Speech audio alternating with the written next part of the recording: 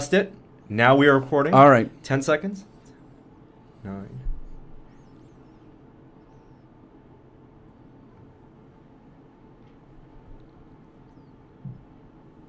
Hey, let's start the show. It is Thursday, February 23rd, 2012. Welcome to This Is Only a Test, the official podcast of Tested.com.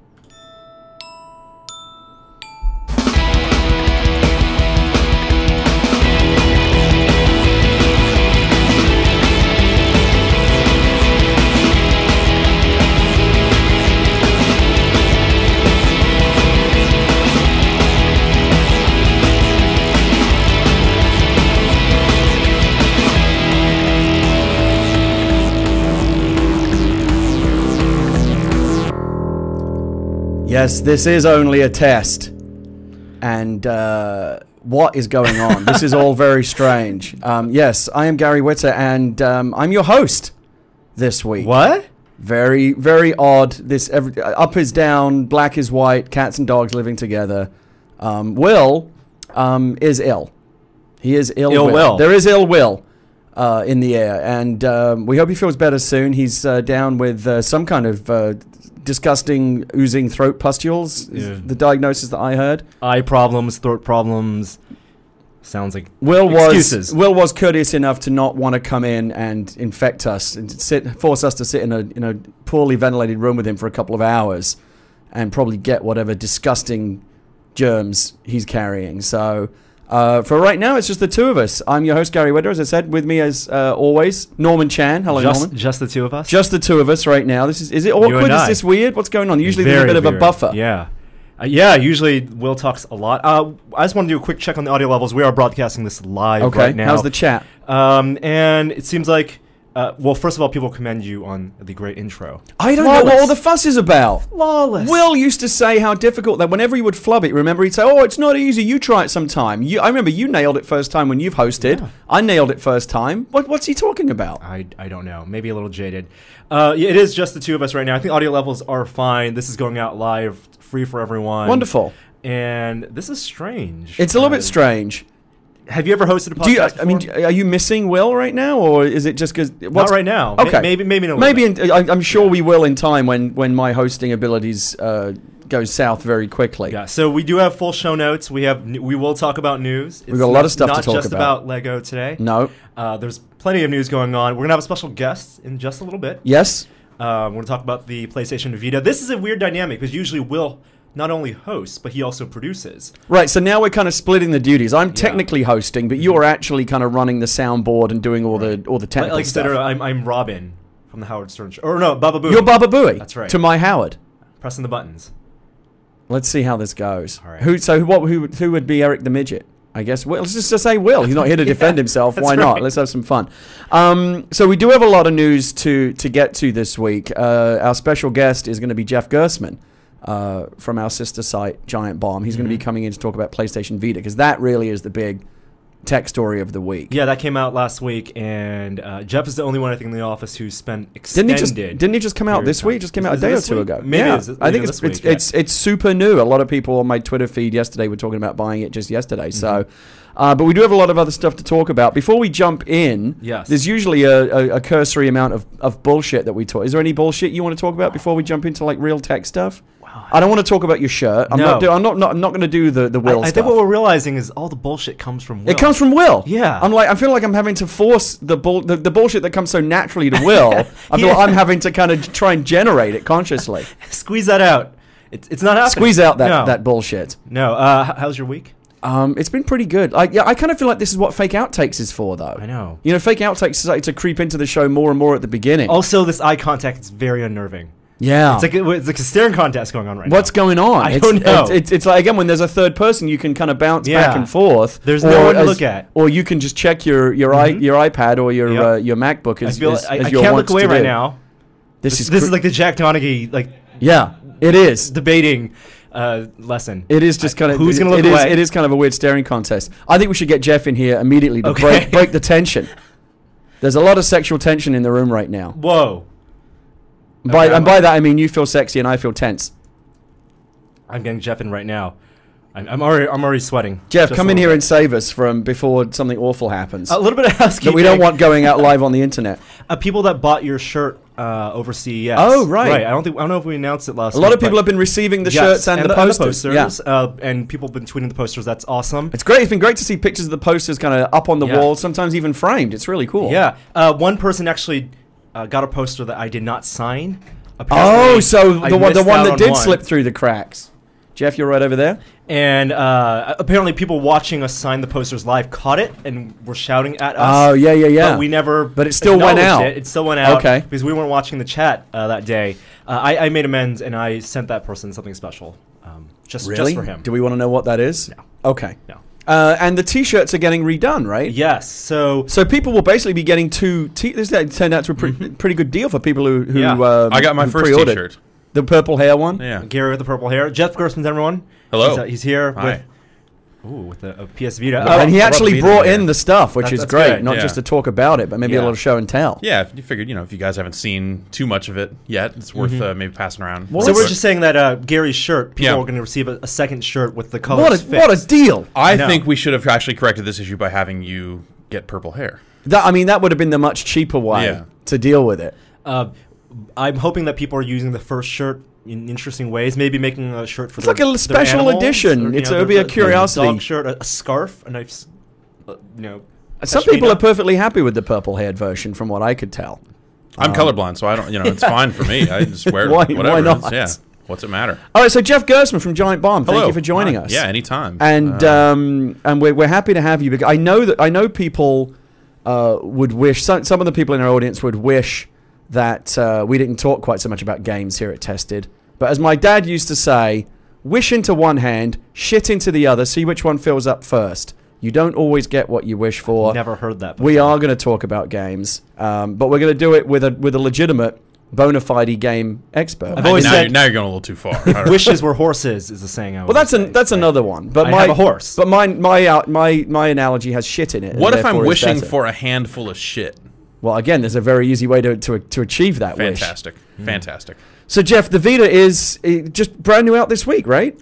Yeah, well, they ended up shipping it in kind of a weird way that made all the launches have a lessened impact. They actually started selling it last week, but if you wanted one a week early, you had to get a bundle that came with a game, a memory card that was way too small. The bundle fuck. And this case, which oh, my goodness, look at that. Is a fine, hard shell case. Okay, I'll keep it protected. Listen.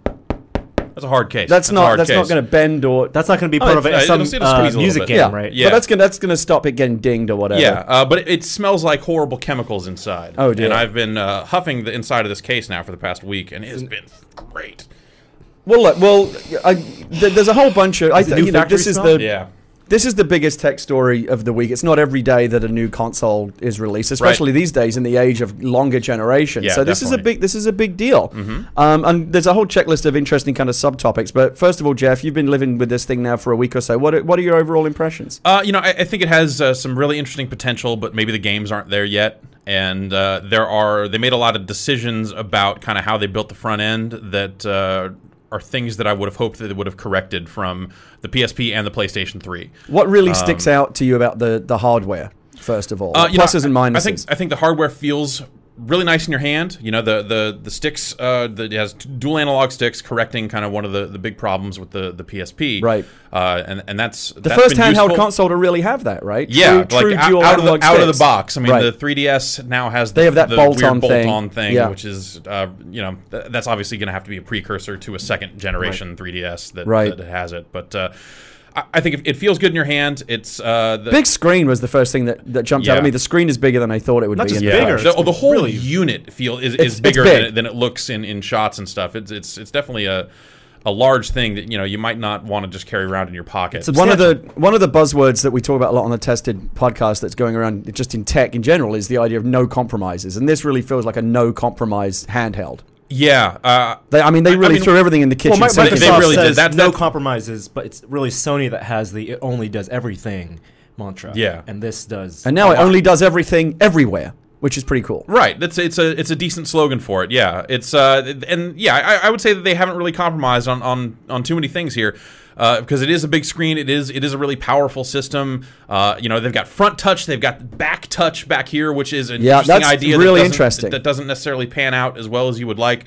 And it's got Wi-Fi as well as 3G. You know, one of the it's kind of frustrating because they just started advertising it. They were doing a basically no advertising prior to launch. Now that it's out there, you start to see some stuff hitting television. Right. And it says 3G gaming. Totally not true. At what does that even mean? In the context of playing games with people over 3G. It's all asynchronous. You know, there's like leaderboard stuff. It will let you look at your PlayStation friends list and let you send messages and do some things over 3G, but you're not going to be playing... Like true multiplayer. Yeah, you're not going to be playing Wipeout over 3G. Right. You know, which I think anyone with half a brain will realize that, but it's one of those things that in the ad you're just like, come on, just don't, you're just misrepresenting what this thing actually does. And to be clear, does. it's 3G on AT&T. It is locked to AT&T, GSM, absolutely, yeah. Can you pop in your SIM card from if your you phone? have an AT&T SIM, you can pop it in. It's a micro SIM? It is a full-size So you need SIM. an adapter. Yeah. Okay. So yeah, I have a SIM that Sony actually handed out when they sent the system out. Are you saying my Clout Windows Phone 7 SIM? Does yours still work? My Clout phone, I haven't used it in like a month. Mine shut off, so that SIM probably doesn't work. But I took the SIM out of this one and put it into that phone, and it worked there. So okay.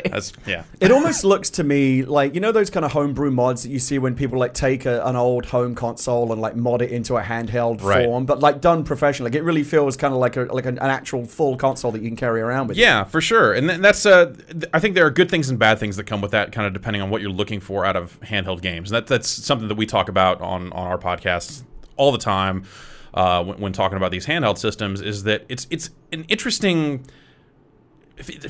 like it's philosophically interesting that Sony is able to take Uncharted and Wipeout and these games that have traditionally been, you know, console games, and well, Wipeout as PSP games, but been traditional console games, and put them into this format.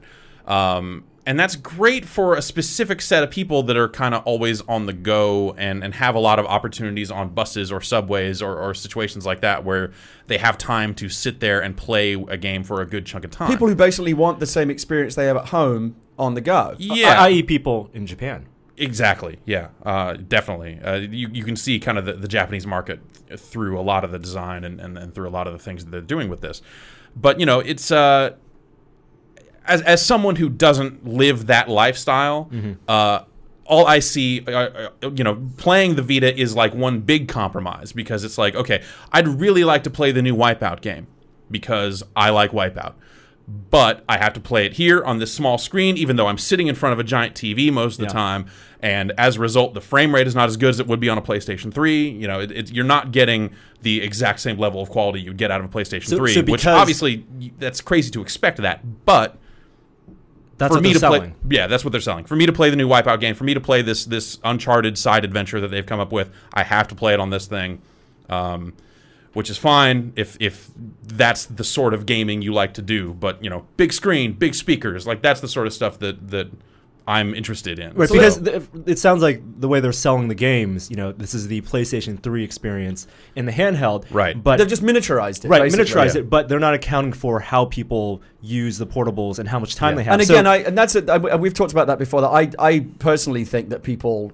I know I do look for a different kind of gaming experience. Yeah, I don't want this. I don't want Uncharted just shrunk down. Right. I want to play different kinds of games. Like mobile game developers are smart in that they're developing games for the 5-minute or 15-minute experience. Yes, right. Maybe at most half an hour, depending on how long a typical U.S. commute is. And it doesn't seem like these games are being developed for that. I mean, the loading times they're not. themselves. Yeah, they're really long load times, but. You know, they have mitigated some of that because the UI is and just the Vita in general is really good at snapping awake and getting you right back into a game. If I want to go out and watch, you know, watch a video or need to do something on my friends list or something like that, I can actually just home button out of a game and it'll multitask pretty effectively. So you can have a bunch of applications open at the same time. And the touch response is very snappy as well. Like it looks like it's not juddery or slowing down or anything. Yeah. The UI definitely, you know, moves how you'd want it to move. And it's not. I'm you know, when I first picked it up, I was looking at all the buttons trying to figure out how to navigate, and I remembered, I can just touch these things right on the screen. That's actually for a handheld gaming console. That's actually pretty new. It is, and there are some apps that do incorporate some sort of regular control as well as touchscreen. Like they're not consistent with that. Like the Netflix app feels like the touch was just kind of bolted on at the last minute. Right. It's basically like the PlayStation 3 version of the app. Like they even have their own custom keyboard in there. It's just like some weird experience issues that, you know, not going to make or break you one way or the other. It's just kind of like weird stuff. The games are going to get better over time. They're going to absolutely, yeah. There's still some really good stuff. I mean, you know, they're selling like Super Stardust Delta, which is a great dual joystick shooter, and you know, this system's great at playing stuff like that. How does the system work as a tablet replacement? Like I know recently the Twitter apps and the Facebook apps and Netflix apps. Not at all. Update. So not at all. You know, for $250, no one should buy this instead for of a tablet replacement. No. But they are clearly trying to market it as a bit of a multi-function device because the Twitter app, the Netflix app. I mean, is it really viable for those other? They've got functions? Twitter, they've got Facebook, Flickr, and Netflix, and they have a Foursquare app coming relatively soonish. Have you played with any of these? Yeah, I posted something from Twitter. Like, you know, for a Twitter app on a device that you might not want to have a Twitter app on, it's totally fine. It's an effective application. But I think it's one of those things where it probably only makes sense if you're like a kid who doesn't have a phone that also does all this stuff. Right. If you're on a feature phone and your parents like, you can buy one thing $250. You want an iPhone 4 or a Vita, the Vita can play games also.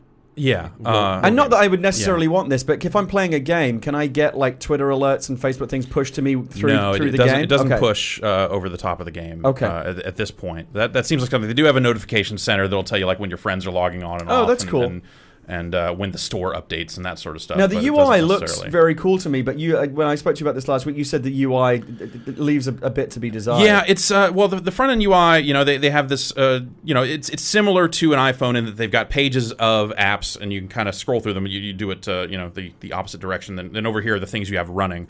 And it's fine, but... So what's interesting, they kind of jettisoned the cross-media bar, which has really been the Sony language for a long time. This is something new. I think, you know, they maybe would have had to do too much to the cross-media bar to make it work in a touch format or make it work efficiently. But the problem they have right now is a problem that I think Apple had pretty early on also, in that there's no app grouping. Okay. So everything you install, whether you have the game in here or not, leaves an icon behind. So all these games are actually just saves. So if I touch like Rayman Origins here, and hit start, it's just going to say, "Dude, put in Rayman Origins." That doesn't seem very intuitive. Yeah, exactly, and there's no like there's very little indication as to what you have in the cartridge slot in a given time. When you put it in, or when you wake up from sleep, the wipeout icon will bounce because that's happens to be what's in here. But if you've been at it for a little bit and you go like, oh, I want to play whatever game's in here, what game's in here, you kind of have to crack it open and pop it out and go, oh, seriously? Wipe out, wow, put it back in. And so it sounds like they could organize things a little bit better. Yeah, definitely. And allowing for grouping, you know, just let me drag all my games because you can also download the games. So some of those icons will actually launch games because I have installed them digitally. Yeah, they're not. I don't think Sony's ever been really good at user experience. But that's all. That's what Kaz is all about. Yeah. Well, let's hope. I mean, I'm hoping that he will set up just for UX. Talk to me a little bit about the back touchpad, because that's the one feature that is truly new. No one's ever done anything like that before. I read an interesting article in a newspaper this week about how Sony's been putting up these booths. You know, demo booths in malls and kiosks, and where people can get their hands on it and try to, you know, Nintendo's trying to get people excited about this. Anytime you got a new paradigm, whether it be Wii or 3DS or whatever it is, they're trying to get people used to it. And they were interviewing people that were coming out. This journalist was, what do you think of that back pad? And some people loved it, and other people it sounded like they were having a hard time getting to grips with it. Right. It's well, I think different games use it differently, and the problem you'll run into in a lot of the early games that do use it is that there's no on-screen indication of where you're touching on the back. So any sort of precision touch you need to do back here is tricky. Until you actually do make contact with the pad, right? In some cases, yeah. But in Little Deviants, which is kind of it's a mini game collection that serves as kind of a tech demo for the unit. They go through, you know, the camera and like AR scenarios and touching the back, tapping the front. You have to use all the features. Yeah, but you have to. It's precision touches. It's basically like whack-a-mole from both sides. So sometimes you have to touch up here. Sometimes you have to touch back here. And when you're touching back here, it's a tap, not a rub. Right. And you have to get that tap right. And it's not pressure sensitive. It's not pressure sensitive. It's just on or off. Nail it. Or you miss and you potentially lose. You know it's hard to predict right now, but do you get the impression that it's something that is going to add to the language of gameplay, or is it going to be something developers kind of like trying to figure out how to implement this thing a year from now? I think that we have it, but we don't really know what to do with I think it's going to end up a lot like the 6-axis, the tilt controls in the PlayStation 3 controller, where early on you're going to see developers using it, and of course, like, Uncharted is maybe like one of the worst offenders of just like cramming in as many of the Vita controls as possible, just to as almost like a tech demo. I think that you'll see people move away from that stuff as time goes on, especially third parties, because in a lot of cases they're going to be making games for all platforms, and they're even when they do spend time making rear touch stuff, they're not going to spend a lot of time doing it justice.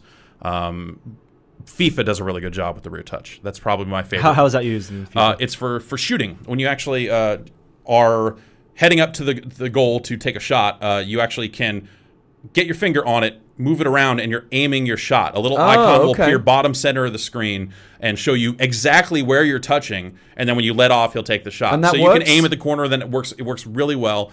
But it also creates a situation where now you can't hold the system in a natural way because you can't rest your fingers on the touch screen at any time. Squeeze in from the sides. So you kind of have to hold it like this. Or like this, they have kind of recessed wells on the edges here where your fingers are going to go. But maybe my hands are too big. But this is ridiculous. And then reach in to the center to touch. So the other thing that caught my eye, because I saw a TV spot for the Vita, and it was a guy who was playing a game at home on his PS3. Yeah. And then he has to leave the house, and he takes his Vita with him, and he just continues playing. How does that? I didn't know that was a thing. How does that work? None of those games have shipped yet, but that's something that MLB 12, the show, will have. Is the concept of like taking a game. You'll buy the game both places, probably. Right. So it's you'll need to buy both versions, obviously, right? They are. I wonder if they'll sell bundles where you can get both versions at a discount if you buy them both together. Yeah. They've had some interesting stuff where, like, they put out a pool game. They put out Hustle Kings this week, and that's also available for download on the PlayStation 3. And there is some cross compatibility there. Right. And they did say if you bought it in one place, you would get the other version for free. Okay. I haven't actually seen that work yet. And there have been cases where with downloadable content, like add-on content for a console game, should theoretically work here. I haven't actually gotten that working yet either. But Ultimate Marvel vs. Capcom 3 is supposed to be, if you buy the characters and the costumes on PS3, they will carry over to the Vita. And so there's some kind of cloud saving going on, right? So when I can come back home, put my Vita down, pick up the PlayStation 3, and I'm now picking up from where I left off on the handheld, right? Yeah. That's the idea. I don't know how many games will actually take advantage of that stuff. It's one of the things that even kind of separate from the Vita, Kojima is doing it with the Metal Gear games, and he called it transfarring. You'll transfer your save from one unit to the next. If this works, I could actually see this being very cool. Yeah, it could be really cool. Of course, it's a different way of doing it. But it's a question of how widely it'll be adopted. Right. And then you run into the other problems like, is a 3-hour battery life going to be enough for... That's the battery life? Yeah. Okay. Oh, wow. Is that going to be enough for you to be on the go and actually play the game, or you're going to lose your save because your battery died, and then what happens to your save on the PS3? There's some weird lockout stuff that they've talked about with Metal Gear. The value proposition, $250 for the Wi-Fi only model. Right. You don't get memory cards with that. Right. You don't get any games with that. The pricing of the memory cards seemed a little unreasonable when they first announced it, and that's changed. They've dropped them down. It's still $100 for a 32 gig card. Okay. And there isn't even like a teeny weeny card that comes with it, right? Well, if you buy the 3G version, they will throw an 8 gig card in now. They weren't doing that originally. They kind of changed at the last minute. I don't know if it was just reaction to how people have taken the news or whatever. But if you want to get the full functionality of it and start downloading games from the store, you've got to make sure you get that separate card. Yeah, absolutely. Otherwise, there's nowhere to store it. There are some physical games that even when you put it in and hit go, say you can't because you don't have a memory card.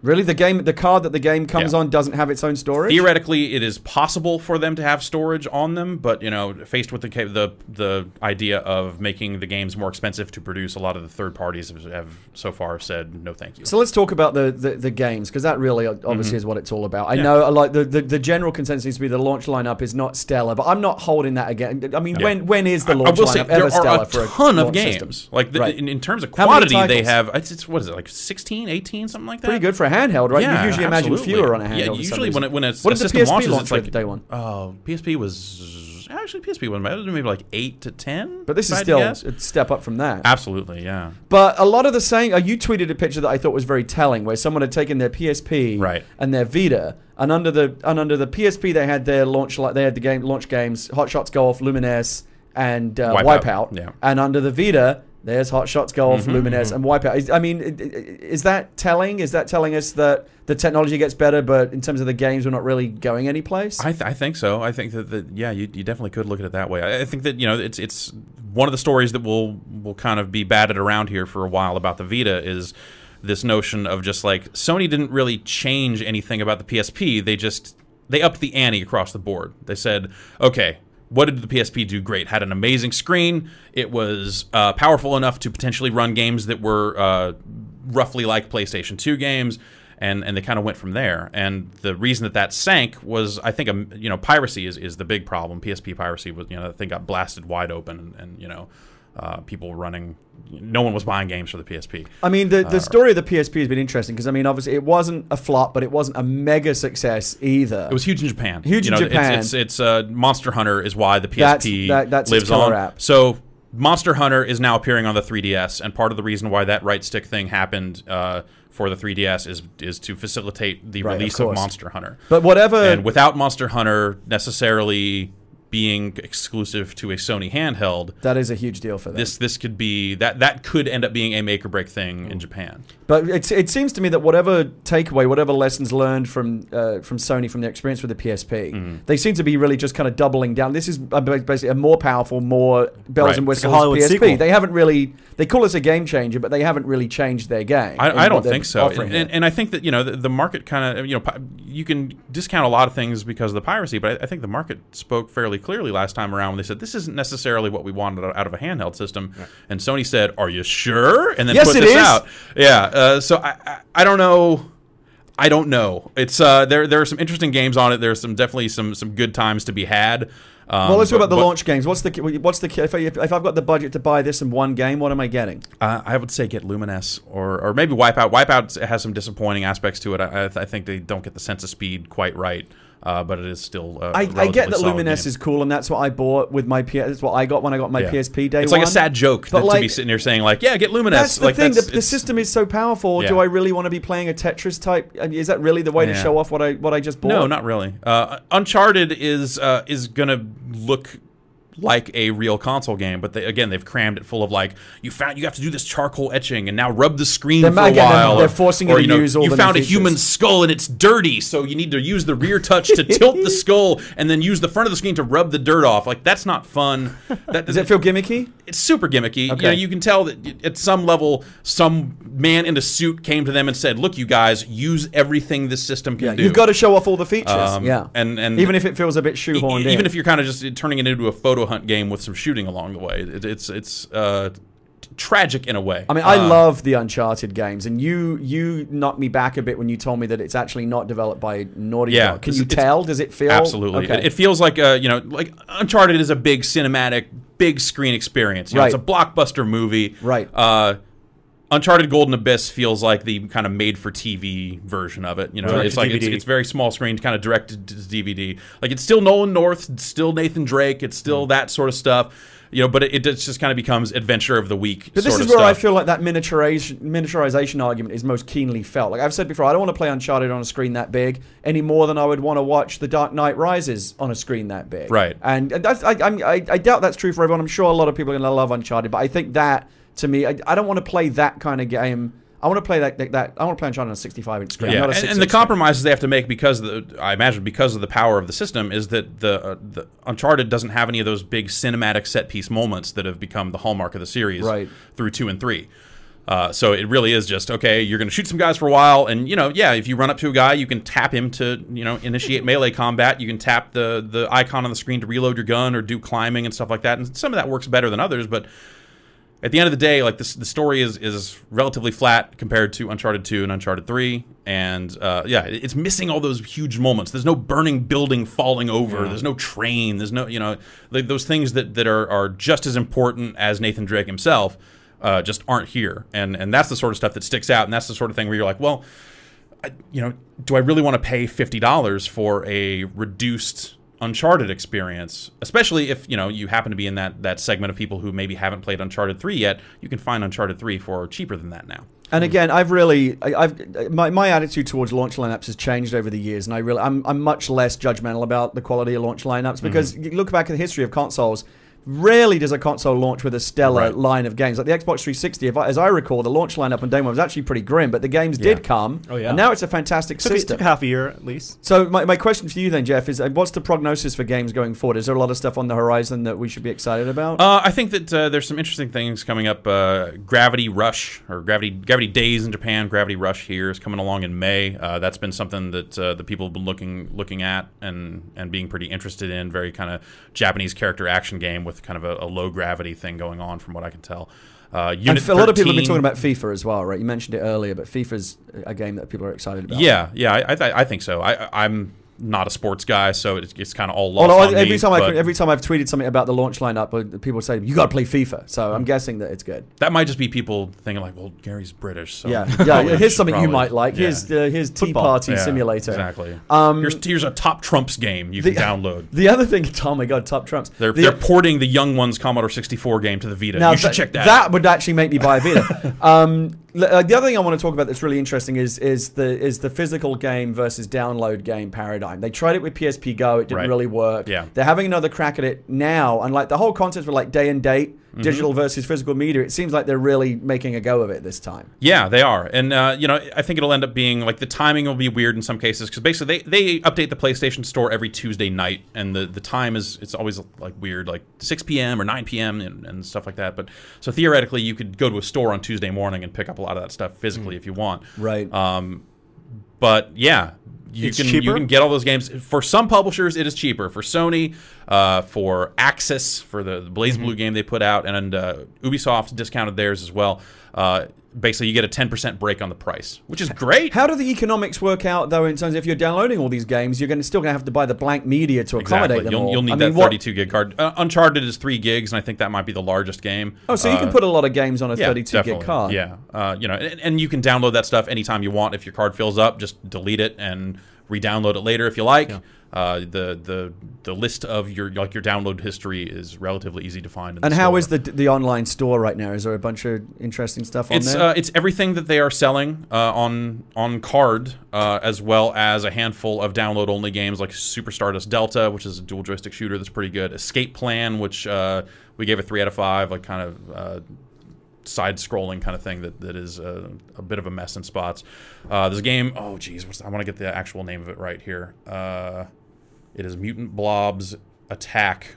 That sounds like an excellent. That sounds like a made-up game, like in The Simpsons or something. Yeah, and it is a side. If I had to boil it down to you in one sentence, it is a side-scrolling Katamari Damacy game. Oh, that sounds good. So it's kind of a platforming sort of thing, but you're a blob and you kind of suck up little things around the world to get big enough to get to the next stage. Do the games load any faster when you download them, or is it the same as if you buy it out of the box? I've only really tested it with like Lumines and Michael Jackson Experience. And this to me seems like they're pretty similar. I really feel like this is the way that gaming as a whole is going, not just on but particularly on handhelds, because we've said that we often want these smaller experiences. That it's not always about the AAA titles that you go to GameStop and buy in a box, but the really cool ecosystem of little cool indie games and fun stuff that you can find online. If the price is right for those games. Right. If they're not $50. And PlayStation Network seems to have really made some great strides to catch up with Xbox Live Arcade in terms of finding those games. Yeah, absolutely. They've got a whole system in place and a whole kind of ecosystem over there that built to help independent developers, and they're going out there and they're finding games that aren't showing up anywhere else.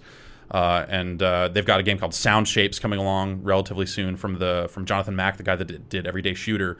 That is a pretty awesime rhythmic Brad loves side that. That's scroller. Like his number one game, right? I think with all of us, that's like I know Patrick's like waiting for that game to come out, and then he's going to go buy a Vita to play it. I guess which is maybe a little ridiculous because it could be a PlayStation 2 game visually, right? But all this power, and we're just still running these quirky little games. Yeah, exactly. If you do the math, if you saved $5 a game, right, 10%, it's $100 for a 32 card, so you need to buy $20 worth of games. If you can fit 20 games in a card, then the card's worth it. Yeah, absolutely. And also if you are in need of that kind of mobile music thing, that the device that can play videos and stuff like that, it will play MP3s. So it will play videos. Because it's a Sony product, and Sony obviously has their hands in music and movies. Are they pushing that at all? Like, as part of the store, you can actually rent and buy movies, and it's the same stuff that they've had on the PlayStation Network for a while. It hasn't launched on the Vita just yet, but they do have their Music Unlimited service.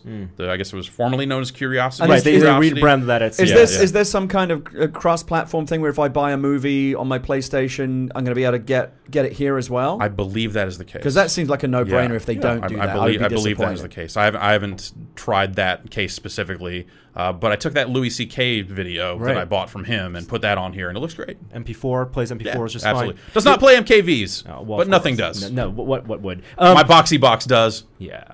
So do you think it has a future as we touched on earlier, but as a multi-function device? I mean, especially with the 3G version, I can imagine putting Skype and using this as a VoIP phone. But I mean, is that just another side talking waiting to happen? I don't know. A little bit. I think it really is a matter. It really depends on how invested you are in what Sony does everywhere else. If you're already a Music Unlimited subscriber, if you're already getting videos from the PlayStation Network, it's just like the Apple ecosystem. But if you're attached to the Sony ecosystem, then this is going to do everything you want it to do. This is a good extension of that. Yeah, absolutely. But I think that if you're coming from iOS, if you're coming from an Android phone, if you're coming from those sorts of experiences and kind of looking at this thing, it doesn't add up in the same way. Do you feel like even at that launch price of $250, Sony is struggling to try to make this seem like it's good value? A little bit. I mean, in terms of the hardware, I think they packed in a lot for $250. They have. It's pretty impressive. The games are pricey, and the games are variable price. There are some that are coming out at $30. But $50 for a handheld game, you get into that territory where you have to, like as a reviewer, have to start comparing them to real console games because all the money is the same. Yes. And that's where it starts to not add up unless you are very specifically interested $50 in a handheld. Feels like a lot for a handheld game, no matter how good. Do you really want to pay $50 for a subpar Uncharted experience? Like, absolutely not. I would love it though, especially with these cross-platform games. If they did have some kind of offer where I could get the bundle and save maybe 50% off the price of one of these, because I want to have that continuity. They'll probably do something like that. I think it'll be one of those things where they probably still need to figure out how the business end of that stuff works. But they've talked about it. $100 for the same game. Yeah, no one's going to do that. All right, so Jeff, I'm going to put you on the spot. I know this is tough, but the big picture, what are we going to be saying about this thing in a year or two from now? Is there a place for this thing? I think that this thing is on the wrong side of history right now, and I think that with all the movement that's been made on the smartphone side of things, and that's kind of where the excitement is, and that's where you're getting those bite-sized, quirky indie game experiences that you would want from something like this. I don't know that there's necessarily a place for it because I think you can take the money that you would spend on this and a memory card and some games and go pretty far down the hole on a brand new smartphone. My feelings on this are I don't want to harp on it too much, which is why I'm more interested in your opinion. But I've said, I mean, this system is not launching into the same world that the PSP did. The iPhone, Android phone, smartphones have really changed. They have been the true game changer. And I can play a ton of really cool games for free or 99 cents or $2.99 on my phone that I already carry around. Having that argument's been steady. But having said that, this is maybe feeding a need for the hardcore that you don't get from the multifunction, the cell phone devices. I mean, is that where it's going to find its place? I'm not sure how many of those people really do exist. And I think that the larger thing that's happening now is it's not just about, like, are the games on the Vita better than the games on the iPhone? Of course they are. You've got dedicated controls, and you're spending 10 times as much for them, if not more. Right. The real thing is that, there are so many other things competing for everyone's time. On my phone, I've got a Twitter app there. I've got all this stuff, a world of apps, a world of social networks to get lost in, a world of keeping in touch with my friends and reading news stories and all this stuff. And it's also a damn phone. The web browser on this is poor. The apps are a decent start, but it's never going to be like iOS. Like, Sony's never going to create that sort of It's going the other way around. System. Going from stuff that Sony made the Twitter app for this. Sony made the Flickr app. It's not. It's not like there are independent developers like clamoring to. There's not going to be like a big third-party app store for this thing beyond games. I doubt it very seriously. I think Sony will create a handful of kind of basic functionality, and if someone comes to them and says, "Hey, we really want to do this thing," then maybe they'll start to have discussions. But they're not out there going like, "We're launching another big third-party app store." Right, right. Isn't that what they need to do, though? I mean, Apple has shown the success of making it easy for people to develop cheap and fun games and getting a big ecosystem. I think there. Focus on the games, not on the apps. I think no, but that's what I'm talking. Just even for game developers. I think that sort of store and that sort of freedom on pricing and stuff like that undercuts the big games they're trying to sell so heavily that it would probably. I mean, and that to me has been, you know, when you mentioned $50 for a game in the comparison, you're saying you got to compare it to the games you play on your home console. I think the real comparison is the other ways we can play handheld games. You know, I've said this before. We now live in a world where even on my iPhone, I look at a game for $4.99 and think, oh, that's a bit expensive, because we've been so conditioned by the free app culture. Our perceptions of value have totally changed. Yeah. $30 for a handheld game, especially when a lot of these games do eventually get ported to the phones for much cheaper. Like you can get Scribblenauts now on iOS for like $5. Yeah, it's Ghost Trick is like 10. I think Capcom's doing a good job with their, you know, it's free to download, try it out. It's like a shareware model, absolutely. And then you unlock the full game for $7. And id's been pushing that with their $15 games, just saying that their games have more value. It's tough. But so your ultimate prediction is, I like your quote that you think it's on the wrong side of history. Yeah, for this market here, I think, you know, in Japan you'll see a different story, but I think that Monster Hunter on the 3DS makes that a much tighter race than maybe it would have been otherwise. And I don't really understand the global economics of it, but is it good enough for Sony to call this a win if it's a massive success in Japan but nowhere else? That probably not. You know, but I think they would absolutely spin it that way if it does well for them in Japan. But, you know, there was a while there, you know, it had a good first week, and then the sales numbers over in Japan have been slipping ever since, to the point where the PSP was outselling it. What would we need to hear like a year from now in terms of a US installed base for Sony to be able to say that they made a hit out of this? Oh, gosh, I don't know about that. For me, it's really about, you know, the quality of the developers they're getting and the quality of the games that are being announced. They rolled out a pretty heavy list of developers when they first started talking about Vita. You know, there is a Call of Duty game coming for the Vita. Right. And, you know, if that'll end up being like, you know, what, Black Ops 2 or something like that, just if that ends up being a port of the game that they're putting on consoles, it's kind of like, who cares? But if it's a B team making a second Call of Duty game, you know, it's maybe a no-win situation for that fan base. Like, who do you think Sony considers their competition right now? Nintendo or iOS, Android, or all of it? I think in Japan, it's definitely Nintendo. You know, that's I think that Nintendo and Sony are still kind of locked in this older mentality of, we're the games business, the phone business is something completely different that isn't even encroaching on us. That stuff doesn't matter, because here in Japan, that's totally true. But when you start taking the world view a little bit more, I think that some of the stuff doesn't necessarily add up as intelligently as maybe it does for that market. And we haven't really talked about Nintendo, but we should, because they're the only other true competitor in the dedicated handheld gaming space. If I were to come to you and say, look, I've got $250 to spend, I like all kinds of games. I know I don't like touch controls. I don't want an iPod Touch or any of that nonsense. I want a real handheld. What do I get, a 3DS or a Vita? What would you say? I think I would say 3DS, because it offers a little more versatility in terms of just like what sorts of games you're going to get on there. They have done, you know, they put out a Resident Evil game that is very much like a console Resident Evil game, for better and for worse. And the DS backwar's compatibility is pretty compelling as well. You get all those games as well. You can get PSP games on the Vita. So you can. Okay. You can digitally but again, download. even then, the DS library is more compelling than the PSP Go games, right? Yeah, the digital games. Not even a full list of those, because it's a compatibility thing.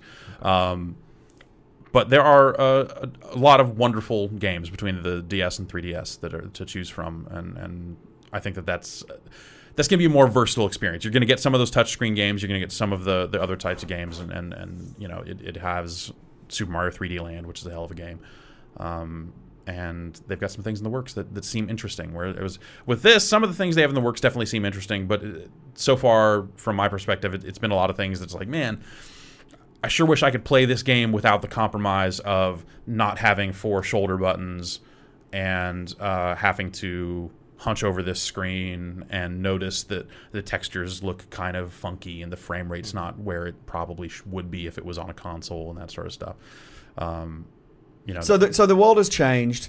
You've said you think it's on the wrong side of history. Is that trend only going to... I've said before, and I don't know if this is too much of a crazy prediction, but I think there's a good chance this could be the last generation of dedicated gaming handhelds that we see. Yeah. I think the phones are only going to become more compelling, more powerful, more of a genuine competitor. The dedicated handhelds are going to get more and more squeezed. But it's not I don't know where you go after this. Has all their eggs in the Vita basket. I mean, they're still pushing PlayStation certified, and all their Xperia phones...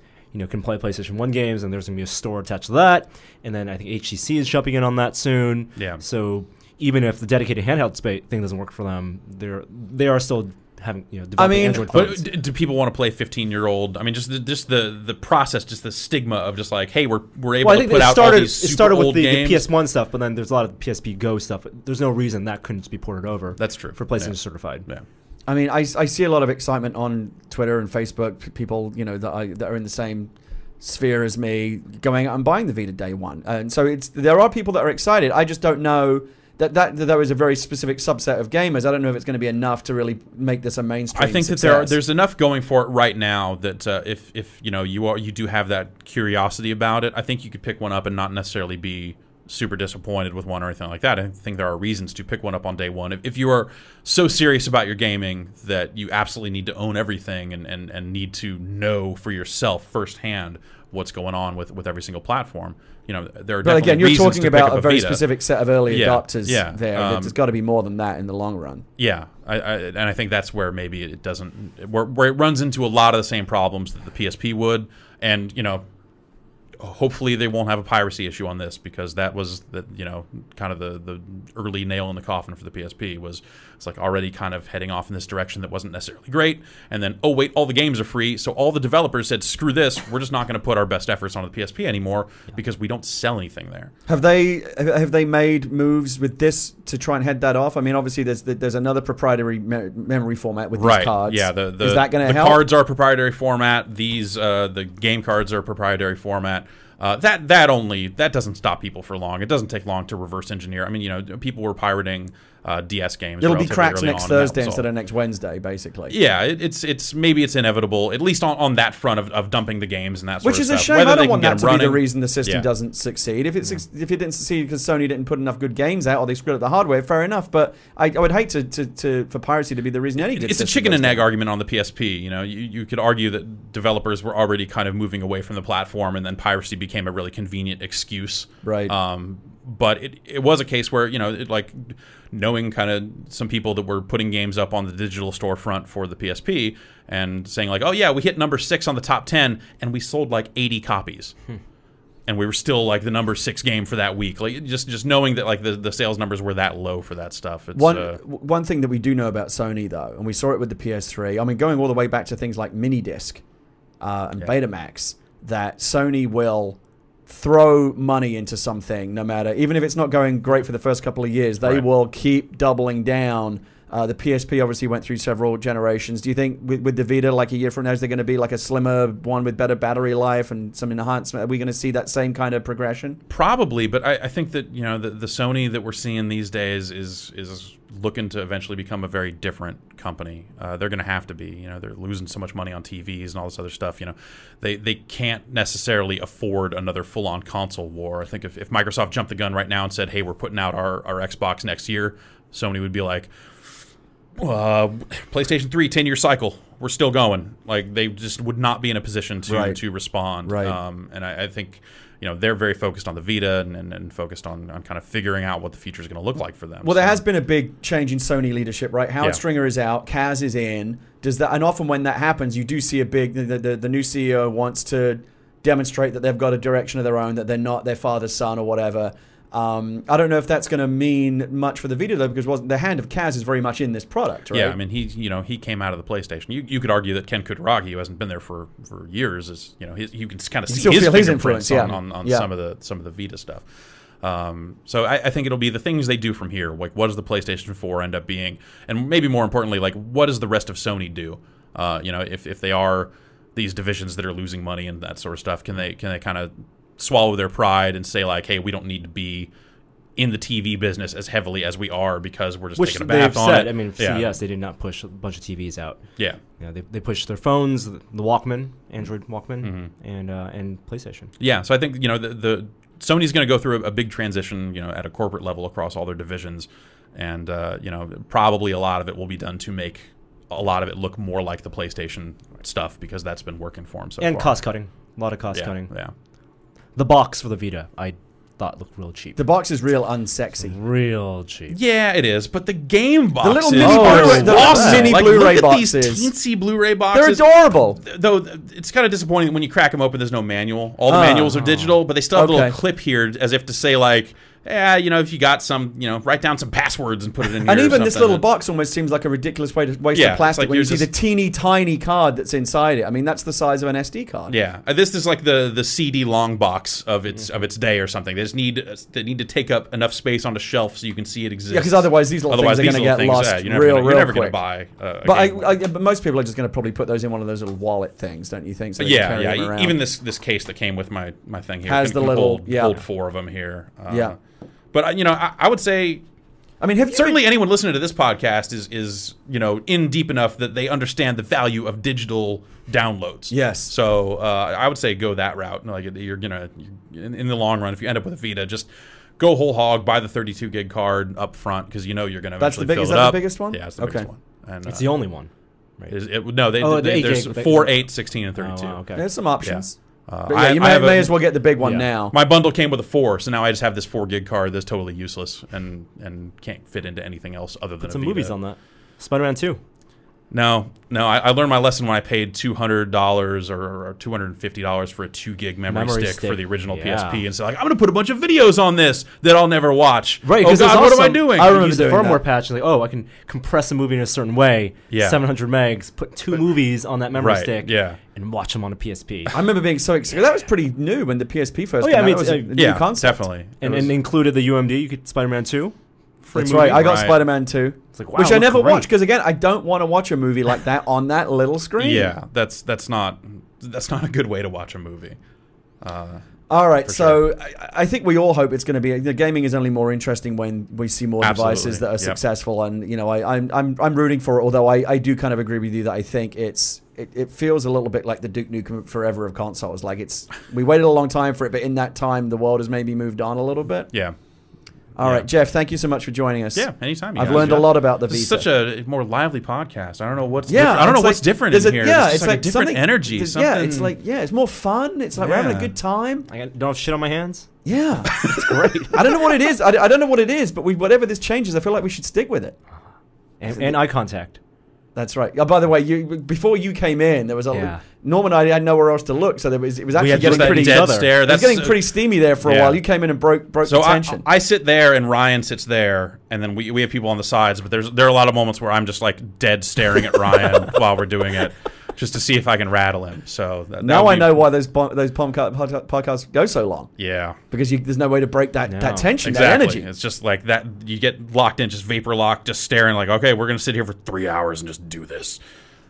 Is there anything final you want to add? Any final thoughts to the Vita?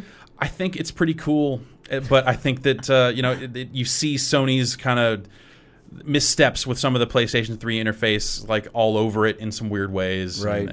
But they can fix that. There are definitely some stuff they can fix. I think that give it 7 or 8 firmware updates, and they'll really have something. So don't buy it today.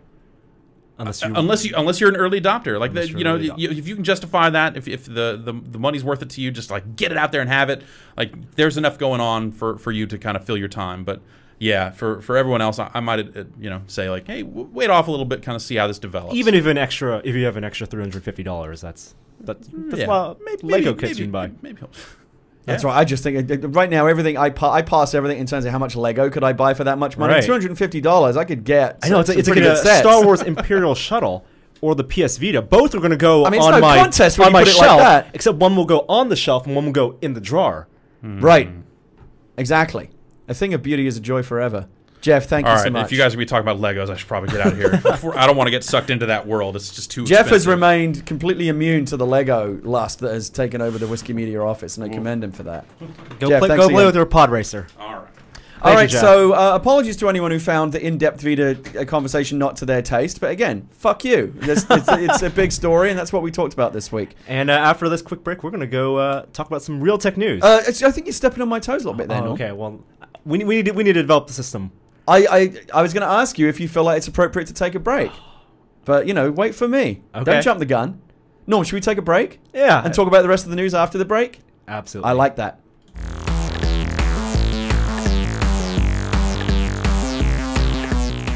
So there's a lot of other stuff in the news. Well, first of all, you know the best part of this podcast is... I already know what it is.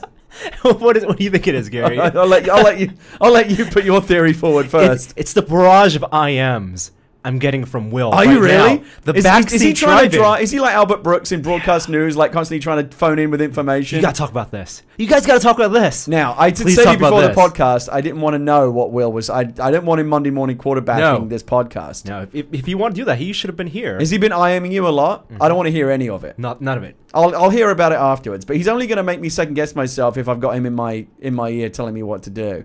I mean, is there anything in there that's at all interesting? Come on, no, you know, of course, Will, right? Of course not. I hope Will's enjoying this. This must be a kind of a surreal experience for him from the outside looking in. I bet he's bouncing off the fucking walls. Yeah, he can't talk. Yep. He's like, this Vita conversation's going on too long, or whatever he's complaining about. You missed that break. Although I don't think he's got that. I think we've held it. This is pretty solid. I think it was an awesome video. That was and all credit to Jeff because we did the right thing. We brought in a true expert. If it had just been you and me, it would have been a bunch of shit. Like, I don't know anything about this. Screen looks real pretty. You bring in an expert. So let's talk about some other things in the news this week. Yeah, I've got a little list here in no particular order. This has really been stirring up some controversy. We talked about social media privacy and internet privacy last week, and I said there's a different story every week. And next week, here we are again. So Google is changing the way that it monitors your web history. Yes. And uses the information that it collects. And everyone who uses Google, I mean, we all use Google. Of course we do. Often without even realizing it. Should be getting the notices now. So whenever you Google search, whether it's on your phone or on your desktop, there's a little pop-up that says, hey, we are changing our policies. You know, click here to read more. Right. And of course people just click through that stuff. No one's going to read it. So the Electronic Frontier Foundation and various other groups who try to keep an eye on user privacy and stopping these companies being too evil released some news this week saying you need to be aware that Google is changing the way that it monitors your web history, and if you want them to stop collecting your data, this is your last chance. Your last day was yesterday, in fact, to opt out. And to clear all your web history. Again, I don't particularly care, but a lot of people really do. Well, it is kind of scary. So Google's spinning it. They're saying they're unifying all their privacy policies across all the different services they have. Right. But what in effect that means is every time you do a Google search, that search history populates and feeds into what type of ads you get when you use YouTube. But isn't that ultimate? Can't you argue that's a good thing though? I'd rather be looking at ads that are relevant to me than ones that are irrelevant. But before, the way they were doing it, like for example in Gmail, the ads you see in Gmail are based on, because you are using their service, and they're anonymously collecting the data in your mail. Now that is creepy because it's making me aware of the fact that they're looking at my mail. But there's not some guy there reading it, but there are algorithms and things that are extrapolating stuff out. So if you write a lot of email about laptops or something, you will see ads about laptops. But now it's tied into search, and because Google search is so ingrained in what we do on computers every day, the things that people search for aren't necessarily the things that, you can argue it's the things they care about, from a correlation standpoint, but not necessarily the things they want to see ads for. Isn't this what they've always done though? I mean, this is why Google is the #1 ad seller in the world. Well, this will help them. This will theoretically, bolster that position. But you can opt out, and again, the point of the notices this week was for people that may otherwise not think to do it. A lot of people, again, like the EFF and other organizations, have been saying this does matter, and you should do this. So I actually, when I logged into my Google yesterday, looked at my web history settings, and I had web history turned off anyway, because I think this probably happened the last time there was a scare story. I opted out. So I don't know if people can even still do this, but you can at least be aware. Again, I think it's obvious, and I think you're very naive to think that this data isn't being used, because this is how Google and Facebook and these companies make money. And again, if it is kind of creepy. Like I was on Facebook the other day, and Leah was sitting next to me. And she said, "Have you noticed how you're starting to get ads for baby stuff?" Oh yeah, because they know I'm in a relationship with her. Oh my goodness! And they know that she is posting about baby stuff, and so I'm now getting baby things. And it does creep you out when you realize that sometimes. Yeah, how do they know? Yeah. You look like you could use a Guinness, John Anderson. It's a bit scary. For the Google search thing though, because even though you can opt out of search on iOS, that search history thing, the search history bar, like in Safari, when you tap the search bar and you look at your 10 most recent searches, that always surprises me. Like, why did I search? Yeah, for it's this? like why was I looking for that? Oh my god! And there's no easy way to clear that. And you have to go to settings and wipe that out completely. Right. Private browsing mode. That's the way to get around all that. Let's move on. I'm always pleased when misfortune befalls AT&T. Well, because you're no longer chained to them. Well, and also because, as many people know, I don't like them. I don't think they're a very good company. And I think every time they get their wrists slapped or some way suffer, that puts a smile on my face. Or pockets emptied. Yeah, so let's talk about this. So AT&T had to pay a $3 billion fine. Yeah, because the T-Mobile deal broke down, and they knew going into that T-Mobile deal that that was part. So it wasn't a fine; it was a penalty that was in the contract. Yes, it was. They made a deal with T-Mobile to buy them, and basically said, if for whatever reason this deal doesn't go through, we will pay you a $3 billion compensation. And also there was additional about $1 billion in terms of bandwidth, right? The spectrum. Spectrum, yeah. right? Exactly. So AT&T try to make a big play to buy T-Mobile. A lot of people were up in arms about monopolistic practices, quite rightly so, because it would have restricted cell phone consumers to even fewer choices. And it didn't go through. I think AT&T should have seen this coming. The government stepped in and crushed it utterly, as they should have done, because it was very anti-competitive. And so not only does AT&T lose all this money, but the CEO took a pretty big smack in the face as well. $2 million penalty from his personal compensation. Yeah, his bonuses or whatever. Now, while I think this is good, you got to wonder if this is even good. I mean, the guy's probably earning something like 10 times that. I'm sure for him personally, it's more the. It's an embarrassment. That's the bigger. It's a slap on the wrist. But honestly, if you make a deal that I feel a lot of people should have been able to see coming, like there's no way this is going through regulation. And that then happens and ends up costing your company $4 billion. Trust me, if I work for a company and I made a boneheaded move that cost them $4 billion, they're not docking my salary by 10%. They're fucking firing my ass. Yeah. Why does this guy even still have a job, Norm? Yeah, I think it's because it was built in. It wasn't a surprise that it was $4 billion. And I think going into but he built it in. But the board he signed off on that penalty clause. But the clause. board also approved it, and the entire company. Well, they can't all fall on their swords, right? Exactly. So. I don't think the AT&T could oust their CEO right now and still be in a good place because they need leadership, and they're not in a position where they can fall behind even further because they're pushing 4G LTE stuff now.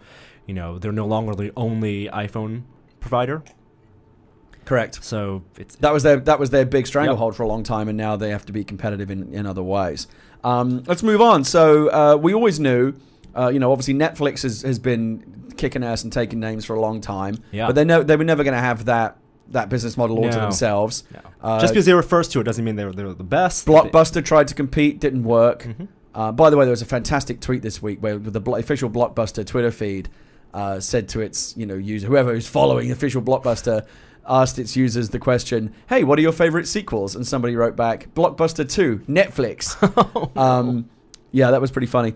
But so here comes Comcast, which obviously is much bigger and much more powerful than Comcast. We've been hearing these stories that Verizon might be getting involved, that there are different companies that were going to try and get into that Netflix business model and compete with Netflix. Because they're not only a content provider, they are a content owner. That's right. Unlike Netflix, who has to go out and source and buy and make deals for these content, Comcast, of course, now owns NBC Universal, which is a vast tranche of content. So they're gonna be launching this new service called StreamPix. Norm, what do we know about this? Other than the name is terrible. Yeah. StreamPix with an X. It's Xfinity StreamPix. You add an X on either side of that. Oh my god! So many X's. Yeah. All right. So what do we know about it? It's a service launching actually today, Thursday. This is not like some offer. This is actually happening now. Launching today. It's a slow rollout. So right now it's gonna be available to people who already subscribe. Actually, it's only available to people who are current subscribers to Comcast. Oh, so this isn't like HBO Go. This isn't a cable cutting thing. No. Well, HBO Go also you need to have HBO, which means you need to have cable. Well, that's what I'm saying. This isn't like Netflix where you can cut the cable TV. This is like it still relies on you having a cable subscription. It feels more like a value add right now. Okay. Now they weren't very specific as to which of their customers actually get the service for free. I think if you subscribe to Comcast, you get like only the basic cable, not. Oh, but you got to have like the silver or gold package or something to get. If you're in the bronze package, you got to pay $5 a month. Okay. To get access to StreamPix. Well, I have like digital. I think you and I are safe. If we have, so we can go check this thing out right now. And the ways we can check it out are kind of interesting right now. It's gonna be basically an expansion of on demand. So that terrible menu for on demand, which right now, if you have a Comcast cable box, it's pretty clunky. The Motorola cable box. There's a lot of good content on demand, but it's hassle to find it. Yeah, so they're expanding that library. So as opposed to being able to watch only like the last 5 episodes of 30 Rock, you know, and those expire, especially the HD versions, they expire like in a month. Yeah, you got to stay on the ball with that. You have back library, you have backlog of library. That's terrific. And they do. So it's like having Hulu Plus, where you get everything. Yes. Right. And of course, I think with their ads, the current ads that you get with they're kind of woven into the on-demand stuff. They did announce content partnerships. They do have ABC, Disney, which Netflix will not have at the end of this month because they're losing Starz Play. Right.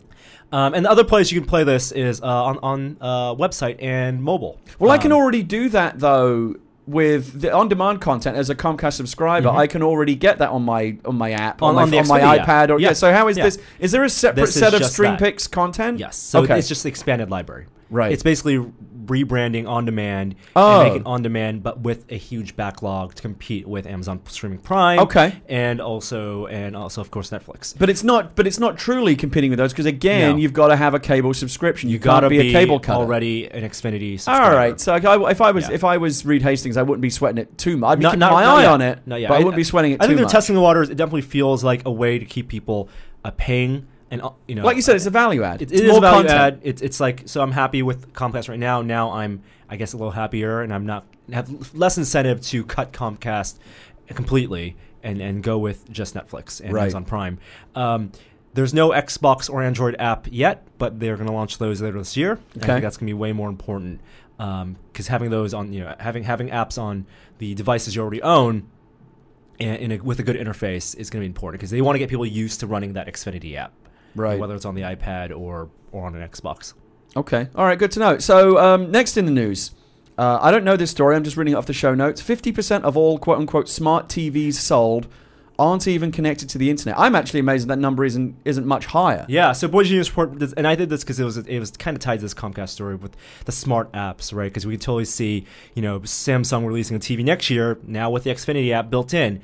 And I think there was a report earlier, like out of CES, about how many connected TVs there are and the potential user base for these connected TVs. But it turns out half of these TVs aren't even connected to the internet.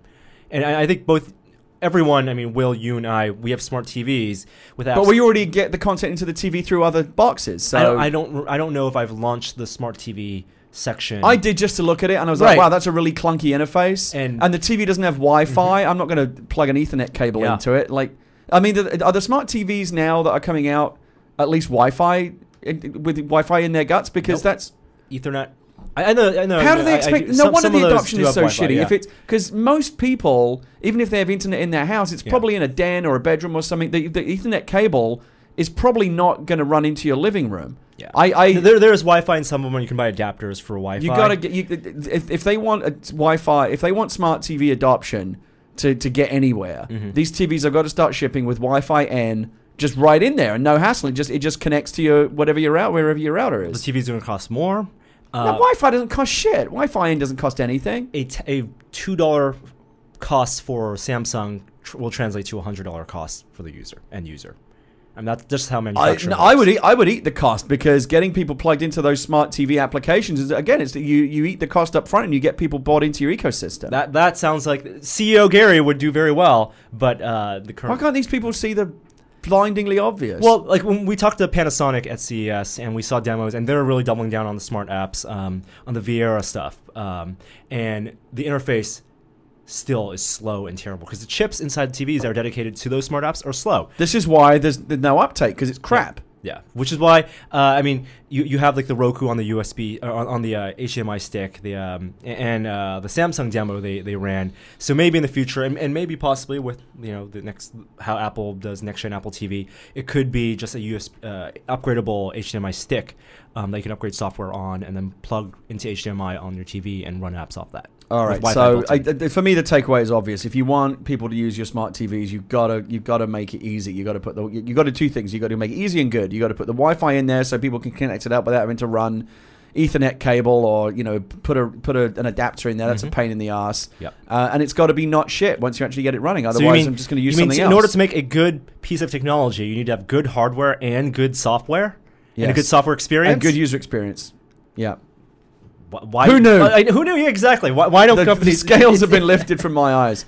So here's this one is also. I find this interesting in the same way that I find chess interesting. Like I'm fascinated by it, but I don't really understand it. I mean, I can play, but I'm rubbish at it.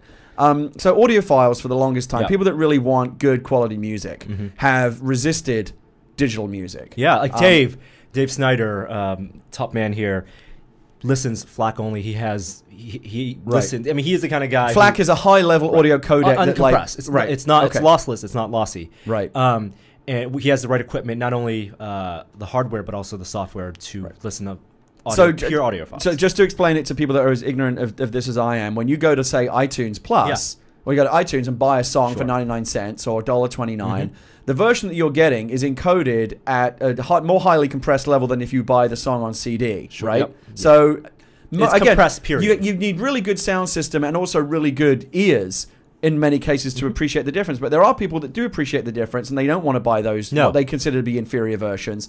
So Apple now, I guess, is responding to these people with a new thing called Mastered for iTunes. Yeah, can you explain this to me? Sure. So right now on iTunes, previously there have been 2 tiers of music, right? You have iTunes and iTunes Plus. iTunes is your standard. I'm not sure what the bit rate Everything is iTunes Plus now. It's all iTunes. So it's all 256K. They had they had a system recently where they basically upgraded everything. Now is that higher bit rate. I think that's right.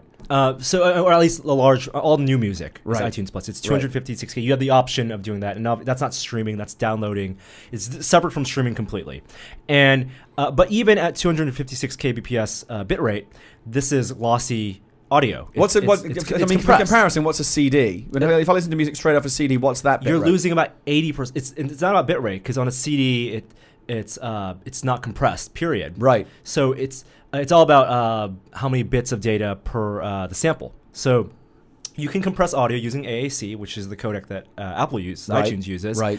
But you lose about 70 to 80% of the original sound file. Wow, that's a huge amount. It is a huge amount. And what these algorithms do, what AAC does and what MP3 does, is it tries to figure out the parts of the audio file, the waveforms, that the normal human ear would not normally notice. Right. And takes that out.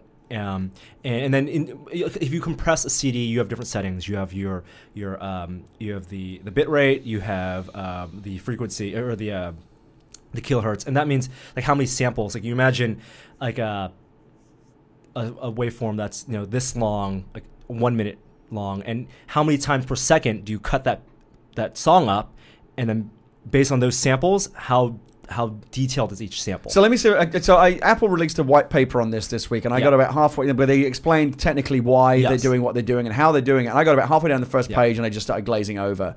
But I think the TLDR of all this is, so Apple already has something called Apple Lossless, right, where you can rip music from a CD completely without any it's not FLAC compression it's at all. Yep. But the files are huge because again, there's no compression going on. Correct me if I'm wrong. Mastered for iTunes is a new way in which they can still compress the files, but in a way in which there's less degradation of the audio quality. Right. You're still losing that 70-80%, but it's a program that they're encouraging engineers to use, audio engineers. So, for example, I think the example in the Ars Technica story was the engineer that was recording the latest Rush album. Okay. Which, when I'm listening to Rush, I want the best quality possible. You'll have the nicest headphones, like the headphones that we'll use at CES, the one that with the super audio, the crazy ones, the crazy ones, right? They want to still compress the audio files, but make it as close to the CD as possible. Okay, and that means not just sending the audio CD through the algorithm and uploading whatever comes out, but basically listening to it over and over again. And it's not a real-time process. So the audio engineer uses Apple's tools, mixes a certain way the source audio files, compresses it, listens to it again, compares that to what would normally get pushed out to a CD or a super audio CD. Right.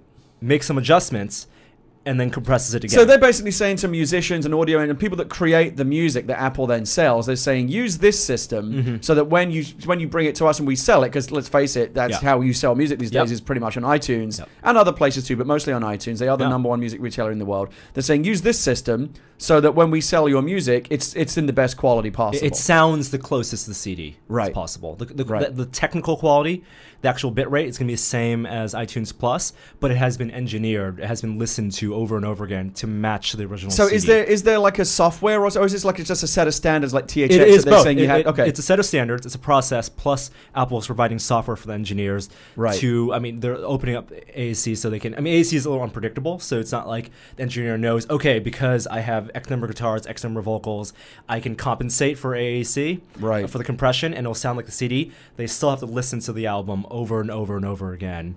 And then make adjustments so that the resulting is this going to see widespread adoption?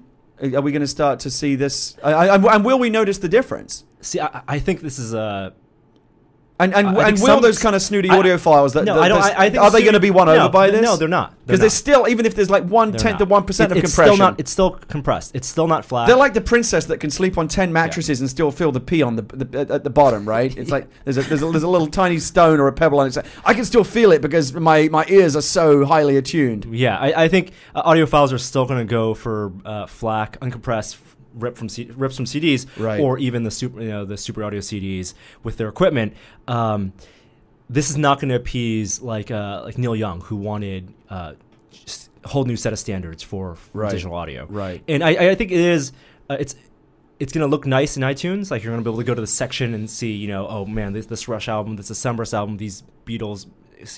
Songs are remixed, so I'm getting technically a better experience downloading something from iTunes, which is popular.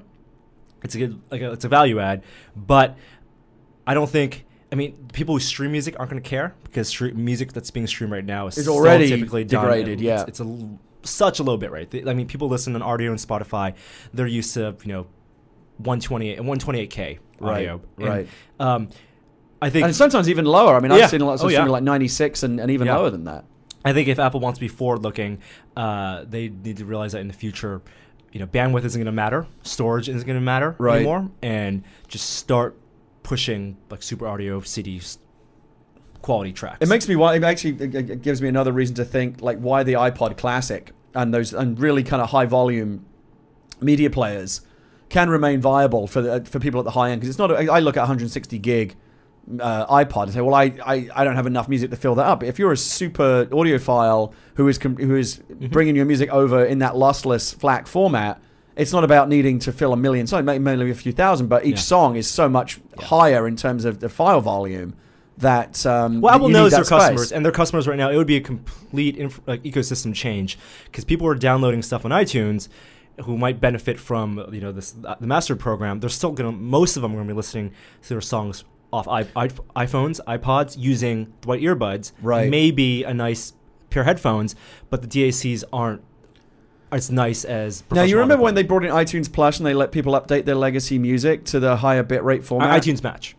No, iTunes Plus. Oh, okay, right, okay. When iTunes Plus came in, it was a better standard, a better quality of music. They said if you had already bought this music from us for like whatever the additional charge is, it might be like 29 cents a song, you can upgrade to the higher quality version. I'm wondering if that will be something they do when these mastered for iTunes type songs start appearing I think in the store. Yes, because of iTunes Match.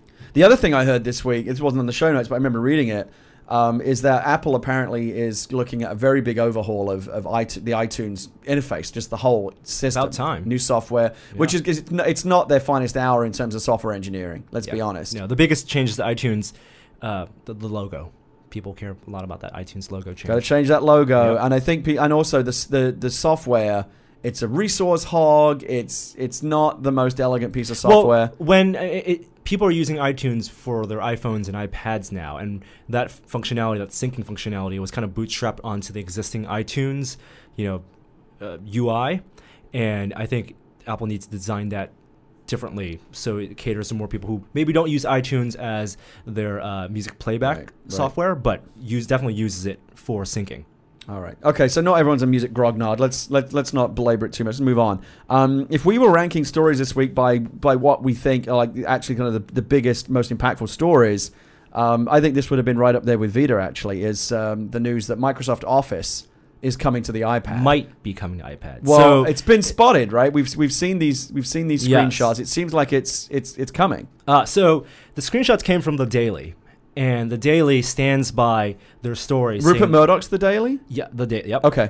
And the Daily said they had a meeting where they were demoed by Microsoft employees Office for iPad. Right. And Microsoft came out and said no. Oh, they denied it. They denied it. Okay. Flat out denied it. And then they kind of backpedaled on their denial and said, well, we have nothing to announce right now. Right. And the speculation is that I think it's a long shot, but Microsoft might come on stage during the iPad 3 announcement. Ah, that would be a big deal. That as iPad 3. And that would be a great reason for them to be denying it, because obviously Apple want to keep that stuff secret before they announce it. I think Office for iPad makes a lot of sense.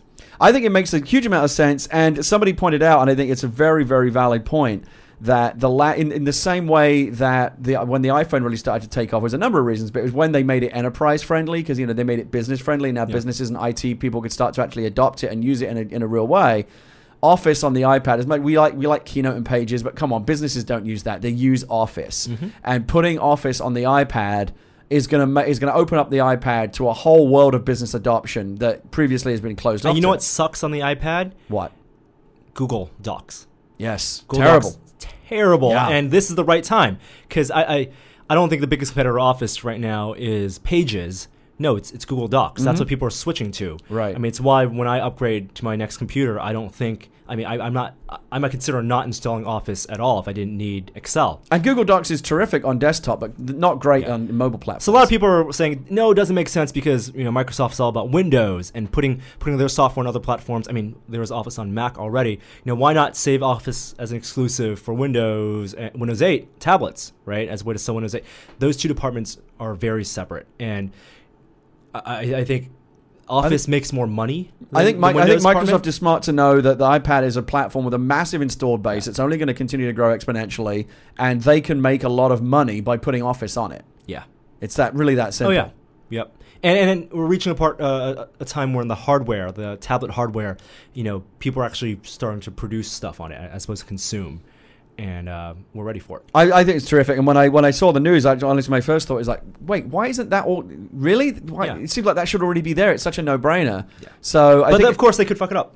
Of course, they could. The interface could be terrible. But it's good. It's good news. I think it's good news for both Microsoft and for Apple. I think it's going to be a great boost to both companies, because they're two massive Titanic products. One Titanic software product, one Titanic hardware product. Put them together, everyone's getting fucking rich. I would love to see Microsoft go on stage during the Apple keynote for the iPad 3 and demo Office for Why iPad. not? I mean, that would be such a role reversal. I mean, didn't Bill Gates show up on a Steve Note one time, or was it the other way around? No, Bill Gates, the big floating head. Yeah, Bill Gates. Right. It'd be like that all over again. It would be like that. Bulma. Except the roles reversed. Back then, it was Apple needing money from Microsoft. That's right. Microsoft being an investor. No, not so much anymore. And now you can see, because I mean, the rumors were going around that Apple they're putting feelers out for developers for what demos they want to show off during their iPad 3 presentation. And I could see Microsoft making a pitch to Apple. Hey, Ballmer and Cook together on stage. Wow, that's what you want to see. Crazy. Two companies with, I mean, less so with Bob's been around for a while, but two companies with relatively new CEOs. And you know what? Someone on the chat makes a good point that of late Microsoft has been pushing a lot of iOS apps, like the Xbox app. Yeah. Well, look, I mean, at some point you've got to divorce yourself from the competitive thing and just say, look, here is a hardware company that has a massive installed base, and we're just cutting off our own nose to spite our face by not putting our stuff on this platform where we could sell a lot of units. What you keep glancing down at chat? What's going on there? It's funny because that person was Will. Was it? Made that point. Oh, I'm not happy. I know. I'm sorry. You backdoored a Will comment in there. I'm not thrilled about that. Let's move on. So the other, actually, there's one new item on the list that Will added, or that we'll get to after this. But I also want to talk about OnLive. Well, I was just about to get to. Okay. Don't worry. I've got it. Okay. I've got this, dude. I know what's up. It's next on the list. So OnLive is still a thing, I guess. Yes, but not just for games. OnLive Desktop Plus. Yes. So OnLive released a demo. OnLive has an iOS app. Right? Well, just start OnLive. Okay, OnLive is traditionally it's cloud gaming. Started as gaming. Yeah, started as cloud gaming as a way for you to play PC games, high-end PC games, on netbooks or even tablets, iOS devices. You install their client software, or obviously on PC or Mac. Because all the computing and the graphics rendering and stuff was done server side and then pushed to the computer, right? So it didn't matter if you didn't have a powerful graphics chip because they were doing it for you. Yes. And they're selling it as originally a subscription service. So you subscribe to OnLive, and then you also buy their games. They got rid of that. Now you can buy games. For example, if you want to play Arkham City, you pay them the price you would pay for Arkham City, $60 or whatever the price is now. And then you would get the right to stream Arkham City from their servers to your client device. And then they also had a set-top box, right? They didn't need a laptop. They had a little set-top box, which wasn't again, didn't have any console guts in it. Basically, it was just basically a receiver that could be used as like a little mini console to play games on your TV. And so cloud gaming, and surprisingly, a lot of people have adopted it. I mean, the company is not out of business yet. I was a little skeptical. I think we were all kind of skeptical. Yeah, anytime you see one of these very wacky approaches, you're like, really? But they're still hanging in there. The latency wasn't a problem. The image compression, video compression wasn't a problem. So they're taking this out of gaming now, and now into software, which I would have thought their next play would have been video rentals or, streaming movies or something, because that makes sense for hotels and stuff. So what I'm seeing here is Adobe Reader, Internet Explorer. Desktop. What the hell? So a couple months ago, they released a demo app. Maybe it was like 1 or 2 months ago, where on their iPad, you can basically get a simulated Windows desktop and run Microsoft Word. On your iPad. Today, they're launching a service called OnLive Desktop Plus. It's a subscription service. You pay $5 a month. But basically, you get access from your iPad to a virtual Windows desktop.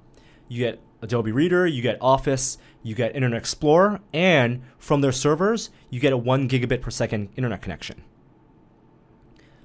So what that means is it's virtual desktop. So if I'm on the iPad, I basically see Windows 7 on my desktop using the Windows 7 Touch plugins. I get to open Internet Explorer. I get to browse the web, run Flash media, run Flash videos. Who needs Windows 8?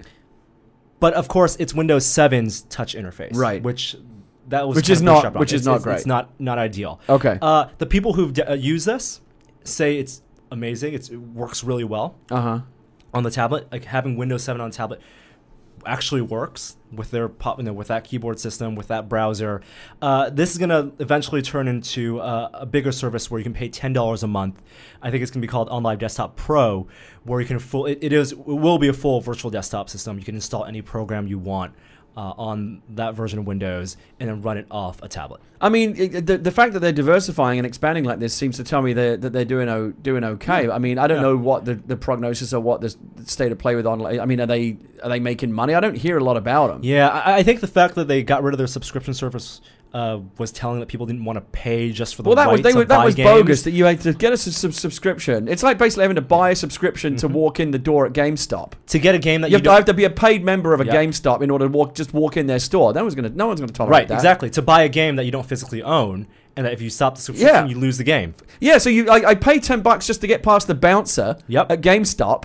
And then when the guy buys the game, he's saying to me, "Oh, by the way, I can come to your house and take this back anytime I want." And fuck that! But that's what OnLive was trying to pull. Yeah, exactly. Yeah, that didn't fly. I think it's a little more successful now because they can do time-based demos, and people are really using it to try out games. Right. I think people aren't really using it for like the arena mode where you can spectate other people's games. Right. And their technology really is in video compression. I'd be interested to know what their numbers are in terms of adoption. Yeah, they'll never say. Well, until they have great numbers to report, which I doubt they have right now. Google goggles. Oh, one story. Okay, Wait. I do want to interrupt. So this story isn't on your list. Okay. Tesla. Because something that you're interested in. Okay. So Tesla was... Yes. We've been talking about Tesla lately. We love Tesla make very sexy cars, very high tech, all electric. Yep. But apparently there is a catch. Well, there is a catch with one of their models and for a limited number of users. The Tesla Roadster, which is their first car that they released. And not the Model S, which is coming out this year. Oh, so this doesn't apply to something that we might buy. And not the Model X even, which is the crossover SUV, which looks very sexy. With the falcon wing doors. Double hinge, so it actually can open in narrow spaces. Very sexy. Yeah. The Roadster, which was the first-gen car, I think it was $100,000. If your battery went all the way dead. You can brick your car. You could brick the battery in your car, and it would cost $40,000 to replace the battery. But this isn't the case with models that they're making now. This is a legacy problem. Yeah. Okay, so that's not that big a deal.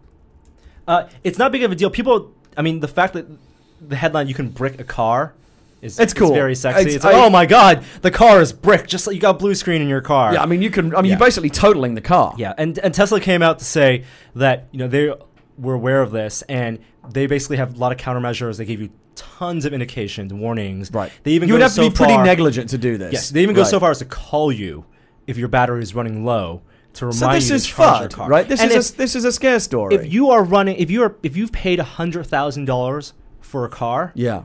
And you can't charge it. If you can't take good care of it, then that's on you, my friend. That is your problem. That is on you. Yes. I drove by the Tesla showroom in Los Angeles earlier this week, and I was in traffic and I was on my way to a meeting. So if I had more time, I would have wandered in and browsed. But I did check in on Path just to give the illusion. Oh, that's right. I saw it too, and I was like, oh. I just wanted to pull your chain a little bit and make you think that I was maybe taking a test drive. But in fact, I was just sitting in traffic outside the Tesla store, and I checked in just to make it look like I was there. I've seen people in the Bay Area wear Tesla gear, like Tesla hoodies or track jackets and stuff. I don't know if they're employees of Tesla. You remember Joey did that? Joey Tribbiani on Friends. Oh, okay. He was like watching some guy's Porsche. Yeah. And so he went out and bought like a bunch of Porsche bullshit to make it look like he owned the car. Oh, that's so funny. Those people are such posers. That's really funny because the Joey in our office wears a lot of Porsche gear. Oh. To my knowledge, doesn't own a Porsche. Life imitates art. It's because, and our Joey, we always said, is like the Joey from Friends. He gets whatever he wants, right? It's because I think his wife works for Porsche. Oh, well, that's fair enough. He comes in with the $500 Porsche sunglasses. If you have a Porsche keyring on your keys and you don't drive a Porsche, you're a dickhead. Yeah. And you're probably a dickhead if you drive a Porsche as well, but whatever. I don't love the Tesla X. It looks kind of like every other crossover SUV, don't you think? I wasn't blown away by the design. Those Gullwing doors look awesome. I need Gullwing. I'm sorry, Gullwing, but they call it Falcon Wing doors. Right. I need to see that happen before the double I get hinge excited. of it. I haven't seen. I need to watch a video or something. The fact that it's the the same price pictures didn't do it for me. It's the same price as the Model S. Yeah, I think. I might be taking next time in the market for a car. Maybe taking a close look at it. The battery problem, the bricking problem, will apply to the other cars. Do you apply? Okay. It's part of the technology. But again, you'd have to be really chronically negligent for this to happen. And it's something that Tesla It's like monitors. saying if you smash your iPad with a hammer, you could fuck it up. Well, yeah, I'm not going to do that. Well, if I paid $100,000 for an iPad, and I'm definitely not taking a hammer anywhere near it. Yeah. Exactly. All right, good to know. Google goggles. Kind of the other weird big story this week, and it's all rumor. So explain it to me, because I missed this story this week. It's been well known that Google works on a lot of projects, a lot of secret projects. They have buildings on their campus where they have research teams developing self-driving cars and all kinds of crazy shit. Right. And the current CEO of Google, Sergey Brin, is apparently very invested in this particular project. These are all based on secondhand accounts and undisclosed sources. Google is working apparently on augmented reality goggles, like literally glasses that you would wear on your face. Okay. And the current the current rumor is that it's actually a monocle. It's for one eye. It's not transparent. Oh, like the guy in The Last Starfighter that has the flip down. Yeah. Oh, so sweet. I don't even care what it does. I just want that. It could just do nothing. Say you want that. And what it'll apparently do is there'll be cameras involved. It'll monitor your environment and it'll overlay information. Okay. Based on, it'll let you not only, check your Twitter feeds, but it'll have real-time augmented reality information. So, all right. I mean, I'm on board so far. This sounds very sci-fi. I like it. It does sound very sci-fi. I got Terminator vision, basically. Right. It sounds like something that we'd see, in one of those Discovery Channel shows, right, or a History Channel show. The technology from the future, right? Maybe something that the military uses first and eventually comes down to consumers. But what they're saying now is, what it could mean is, for example, like billboard. It could be like They Live, right? Yes. So like billboards in the future all look blank, but when I put them on, it's all like ads in a video game. Yes. You see, and based on your Google search right, history, we're both looking exactly, which they of course know all about. We're looking at the same ad And you're like, oh, what? I've got an ad for fucking Pampers, and I got an ad for local singles. Yes, right. Well, okay. I mean, I'm all right. I'm okay with it. They say it'll be a real product this year. Not Google. The sources say real product this year, in consumers' hands. Similarly priced to smartphones. It's $250 to $600. Which I think is expensive. Now, for this to work, they need to be able to build it into, like, I need to just wear glasses and you not know that they're magic glasses. Because otherwise I'm going to feel like a dick walking around. Yeah, I think they're going to be very conspicuous.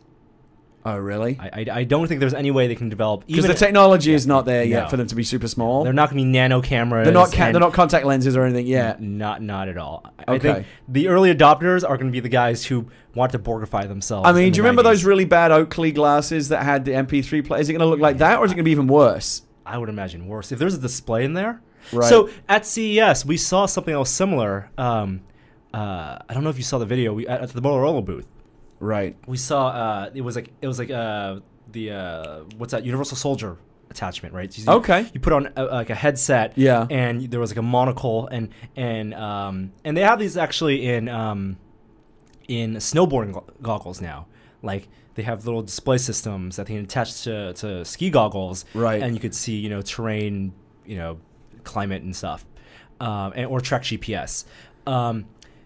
It looked silly. I mean, on the one hand, I'm just assuming that we can get to a point where the glasses would just look like these ones that I've got on my face, just regular. So I'm not worried about the Universal Soldier factor.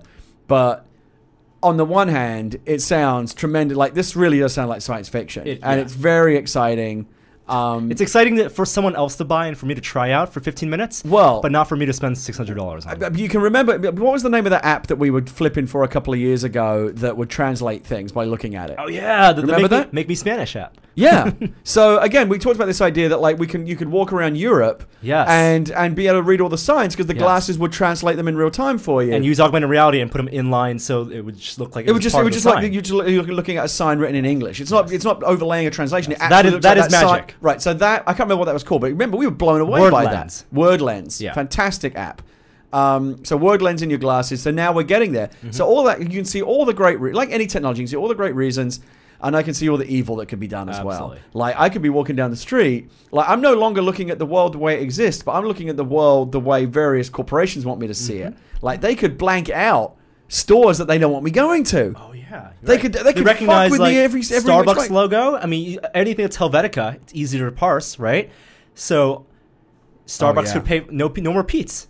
I don't even know where to start here. I mean, this is evil. This could go either way, and I think this technology will exist. It has to exist.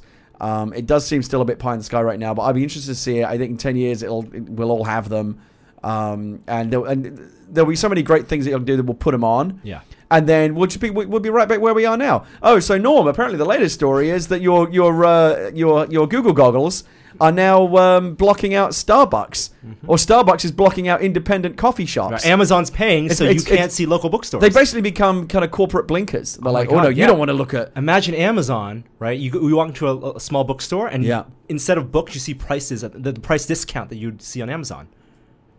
Yeah. Big red 50% off everywhere. But and the thing is, you don't even see the books that they don't want you reading. Oh, that's a little scary. Yeah. This is like Orwell would have a fucking movie, field day with this. Everyone takes off the Google goggles and rubs their eyes and sees the world for what it really Steps out into the real world. Yeah. Oh my God, the sky is blue. It's not just one big ad for AshleyMadison.com or some bullshit. Okay. We talked about Vita. Yes. On the Google subject, Microsoft, I guess, has got kind of a skunkworks marketing division. They've always kind of had that. And they do this crazy shit sometimes. Yeah, they do. Viral videos. And this went a little bit viral this week. Microsoft came out with a long form. It was like 3 or 4 minutes, a commercial, a viral video called Googleiting, in which it was quite clever in its own way.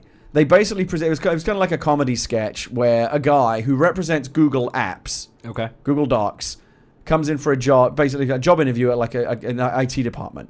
And basically I'm Google Apps, and I'm saying to you, the IT professional, you should be switching over from Microsoft and putting all your stuff on Google Apps because it's great, and here are the reasons why.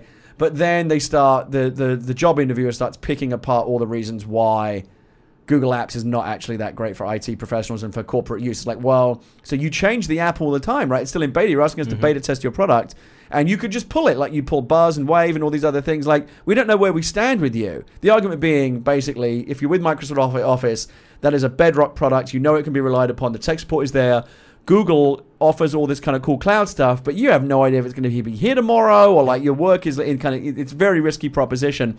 And it was a funny ad, but it was kind of weird to see, kind of like, it's like we see this in politics, but not usually like negative ads, right? Yeah. Usually, mudslinging. Usually, I think there's rules against it because when you see corporations don't usually go on TV saying this product is shit, but our product is great. They usually just talk about the strengths of their product. Well, it's not like it's a TV commercial. It was right. So it was just an internal video. Just on the video, just online, and so they can get around a lot of these rules. Yeah. But like what we see in politics now, where it's almost all negative ads. This was kind of a weird example of that, where it basically wasn't even really talking about why Microsoft is good, just talking about why Google is bad. And really isn't for you and me. It's for the IT professionals. It's actually that's where most of Office makes its money. And it was also seemed kind of weird that the whole thing was. I mean, it was all based on moonlighting, which hasn't been a thing since like what the mid 1980s. It just felt really dated in a weird. I mean, maybe that was part of the gag that was meant to feel kind of retro. But I mean, what did you make of it? I didn't actually watch it. So. Well, you need to do your research. Well, I was going to let you talk about this video, and I was going to talk about the next video. What's your thing? The Dell video. If you Google lighting, by the way, Google ironically, lighting says GOOG lighting. You can go watch the video for yourself and draw your own conclusions. Yeah. What have you got? You're going to talk about the Dell thing? I want to talk about the Dell video. Okay, so this has been a fun week for these bizarre viral videos. The Google lighting one was definitely one. By the way, Microsoft had another one, which I think was a little bit older. Gmail Man. Did you see this guy? No. Gmail Man. Again, they kind of anthropomorphized Gmail. So Gmail is now your mailman. He comes to your office and delivers your mail, but he's opened and read it all. And now and put in the Safeway ads based on what he. Well, no, now he's making like awful. He's like, hey, by the way, you should be interested in this product. It's like, they're all bogus product recommendations because he's passed the reading of the email wrongly, and like he says, oh, wait, so is that ad saying that the way that Google. The parsing is bad, or the fact that they open your mail and read your mail at all? Both, all of it. Both. Okay, so Hotmail doesn't do that with Bing. Right. Huh. But I don't know if they do or not, but they're saying that Gmail reads your mail. And again, they're not really reading it. Right. But it was a bit Computer scary. You know, he's like he's delivering mail to a little girl, or like it's her birthday. He's like, oh, you got a birthday card from Jenny. It's like, how did you know that? I read your mail, and it is a bit sinister. But talk about the Dell thing, because this was nutty. Yeah, this came out yesterday, and it's since been debunked. It's not a real Dell ad, right? It's very high, but it was very highly produced. Production value was high enough that it was very convincing. It was on Vimeo's website with the Dell logo on the landing page, and it was supposedly the first of a series of videos spotlighting like artists and photographers and innovators who use Dell products, and it was totally shot in that way. So and it was actually a parody, I think, of a specific ad that was similar to I hadn't seen the original ad that's supposed to be a parody of. It was like profiling creative professionals that use Dell technology. We see this kind of stuff all the time. Exactly. So it was interviewing a photographer, and the photographer was talking about not only using his Dell Inspiron, but how he goes about his process. Right, he goes to the markets, and he was a very chin scratchy kind of hippie artist, very out there, progressive, alternative, modern art type dude. Yeah, but this is a well produced video. It looked fantastic. There were Tumblr pages attached to. I mean, he had a website. But I mean, just the production quality of the video was terrific. Yes. And it turned out that's what fooled me initially. It was like, this exactly right. Nobody puts this much effort into a parody, but apparently they do. Right. And you know what? If I had just stumbled upon this video and played it, I would not have gone past like 20 seconds into the video. Bottom line, the gag is that there's the nature of this guy's modern art is that he photographs people farting. Yes. Right? Yes. That he uses some kind of technique where when they fart, that the gas is visible. Yes. The flatus, because that is the medical name. Okay. The flatus is visible, and he captures that moment of ejaculation, whatever you want to call it. Yeah. And of course, that's disgusting and weird. But the fact that the video was very well produced, and the fact that I wouldn't bat an eyelid if this were real, because there are people out there on the fringes of art doing crazy shit like this. I bought it. So you did too, right? Like, this can't be real. It's one of those. Where it's like you kind of like, well, wait, hold on, is it? But you like your mind is telling you it can't be, but you're like, well, maybe it is, because we live in a pretty crazy world. Oh. So did we figure out even what the intention of it was? I don't know what the intent was. I think it's supposed to be announced today or tomorrow. But Dell, the official Dell response was lighthearted, and they didn't take it too seriously. Okay, all right. Well, good for them. And then finally, Norm, you've put on here before we'll get to what we've been testing right after this. But this is the last little news story. Yeah. So the oatmeal. So this the oatmeal. It's a webcomic. Some people love it. Some people hate it. I think I think it hits the spot more often than not. Right. It hits some beats that we've all talked about. It says what we're all thinking, and he sometimes reuses old jokes. But the guy came out with a comic this week that got shared around a lot, and it's a topic that we've talked about a lot: piracy. Yeah. It was about Game of Thrones, and it was kind of a spin on the old, the image of how long it takes for you to get to the actual video on your DVD. Right? You go through the ads first, the preview. Well, this was something different. But this is something different, right? This is how easy it is to get. He just wanted to watch the Game of Thrones. So the basic story is the guy reads the Game of Thrones books and he's like, "Oh, this was great. I would like to see the TV version." Yep. Goes online and basically can't find it anywhere. Yeah. Right. It's not on Netflix. The Blu-ray's not available Not yet. HBO Go can only help him if he's already an HBO subscriber. But he's not, because that's the whole point. What he's basically saying is right now there is no legitimate way to get Game of Thrones, and then a devil appears on his shoulder and says, "Go to a torrent site." And he goes to a torrent site, and he downloads a 720p rip, which is great quality, very, very quickly, no hassle. Yep. So the argument is, he was pushed toward piracy because it was way more convenient for him to get the Game of Thrones torrent. As you know, I'm very anti-piracy, but I always try to see both sides of the argument, and I do see both sides here. I get the frustration. I had this recently on Hulu. Hulu, you never know where you stand with their content. I wanted to watch, I missed the last episode of 30 Rock. I go to Hulu, which is largely owned by NBC. I'm like, well, it's there, right? 30 Rock is one of their major things. Alec Baldwin does their commercials, and you go there. Due to a rights issue, 30 Rock is not available on Hulu right now. And I'm like, rights issue? Like, who are you arguing with? You own all this content. Are you like the crazy guy walking down the street arguing with himself over whether or not you can stream your own content? It makes no sense to me. But, so on one side of it, I get it. I get that.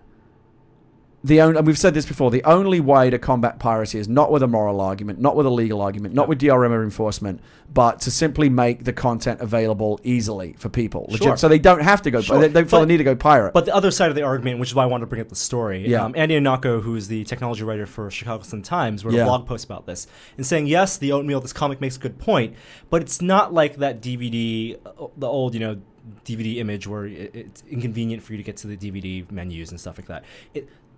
Game of Thrones is easily available to get on HBO Go. Right. And but it will be on iTunes. HBO Go is kind of an outlier because you really do need to sign up for a whole cable subscription to get it. There's no a la carte version of HBO. But the sense that the feeling that the user is entitled to that content, and entitled access to the content, just because he's not an HBO Go subscriber, that is.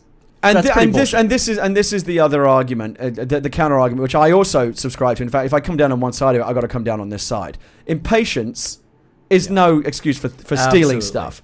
Yes, the Blu-ray's not available yet. The DVD's not available, but you know what? It will be in a few weeks. Yeah. So just because it's not out yet, and you don't want to wait the extra 3 weeks to purchase it legitimately, that's not an excuse to go steal it. So I think that's also I get the frustration, and companies can be doing a lot more and need to do a lot more to make the content readily available, easily available at a reasonable price. That is the only way you're going to combat piracy. You will not do it with DRM. You will not do it with enforcement. So maybe you will not do it with moral arguments. Having said that, just because they haven't made it available when you want it doesn't mean you can just go get it any way you want. Just that sense of, because I can't have it now, you're forcing me to steal it. It's that goddamn entitlement culture. Yeah. I mean, seriously, it's a bad example. Game of Thrones is a bad example because it's coming out in 3 weeks. The Blu-ray is ridiculously cheap on Amazon. It's like $35 for the set. Right. And when it does come out, it will be everywhere. Actually, my movie, The Book of Eli, is not a bad example either, because HBO has an exclusive window on that title for a period of time. It's not available on Netflix streaming. It's not available on iTunes right now because that all gets blacked out for HBO's exclusive window. Right. And again, because HBO Go requires a subscription, you can at least go buy the Blu-ray or the DVD, of course, because that's already there. Yep. But if you want to watch it digitally, right now, until that window closes, there is in fact no way to watch that movie legitimately online. Anyway, companies need to do better, but people also need to not steal shit. I think that's it for news, Norm. Do you want to give us a little musical interlude and we'll talk about what we've been testing? Yeah.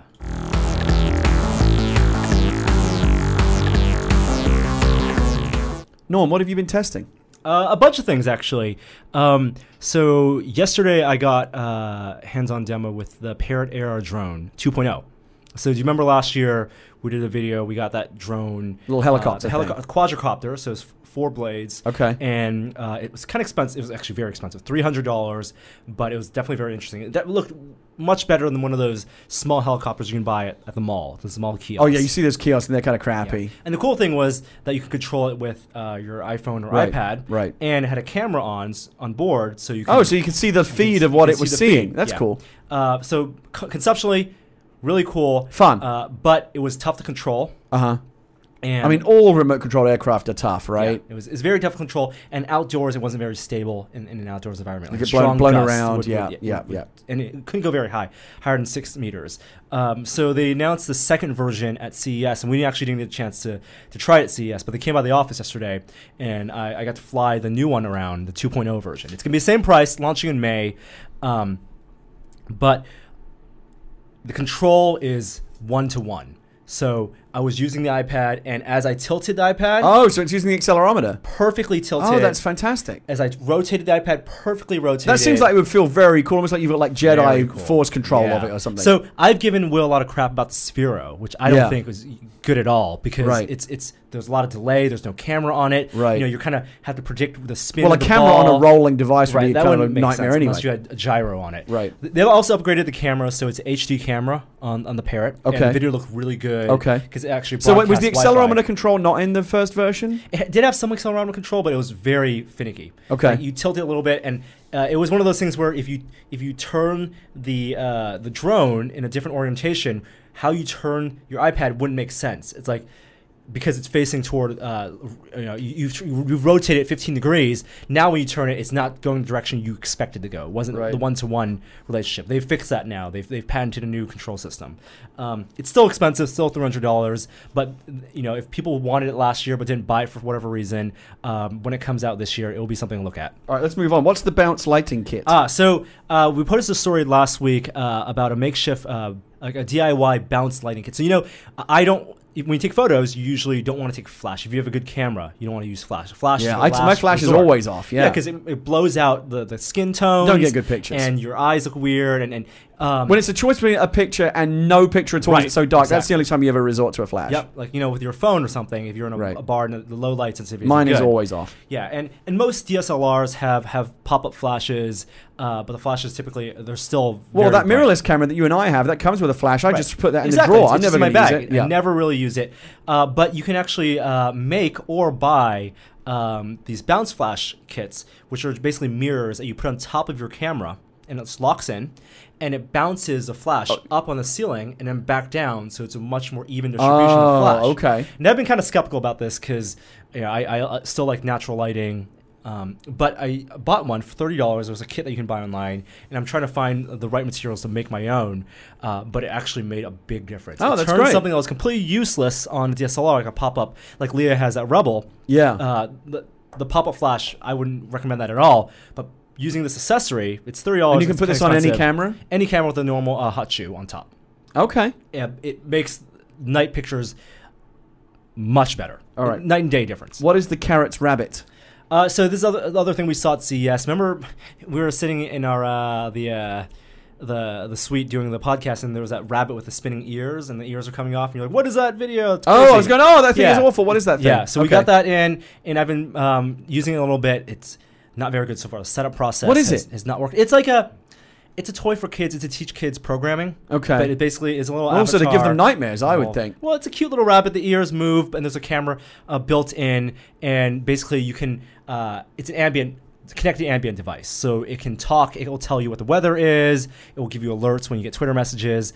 But right now, the setup process hasn't really changed from the first generation version, and it's terrible. Right. And I'm still trying to get that to work. But that is in the queue. And finally, the Mass Effect 3 demo is out. The big story, of course, and why there is why the demo is interesting this year is that this is the first year that Mass Effect has had multiplayer, and it's a multiplayer demo. So I don't know if you've played that at all. I haven't, because I prefer to remain virginal when it's a game that I'm really highly anticipating, like Mass Effect, because I love the Mass Effect games. I don't want to see it, play it, see anything of it until the full game arrives. So I've deliberately stayed away. Yeah, have you played it? Have played a lot of the multiplayer. Okay, I've stayed away from the single player for the exact same reasons. Didn't want to spoil any of the game. Yeah, but I wanted a refresher. The multiplayer is it's a good demo. Like, it's a lot of content for multiplayer. You can for free on Origin on PC. But also it's refresher for the ability. So when I craft my class, when I start Mass Effect 3 up, as opposed to having playing through all of Mass Effect 2 again. Right. Which I did recently anyway. Oh, you did anyway. Okay. Yeah. Now I know like what the Infiltrator does and what the Vanguard does and what the Assault does. I always just play a soldier. Yeah, I do Assault. Yeah. Kick the door down, ask questions later. That's my shepherd. Yep. And do that real well. Now, I've been skeptical about the idea of multiplayer in Mass Effect, because to me it's a story-driven game. That's what I like. Yeah. Like, the fact that they were actually offering that action mode where you can take the story component out is complete anathema to me. Really? Some players... I want the other way. So I want more story. Yeah, just take more of the gameplay and give me more story. I love the story.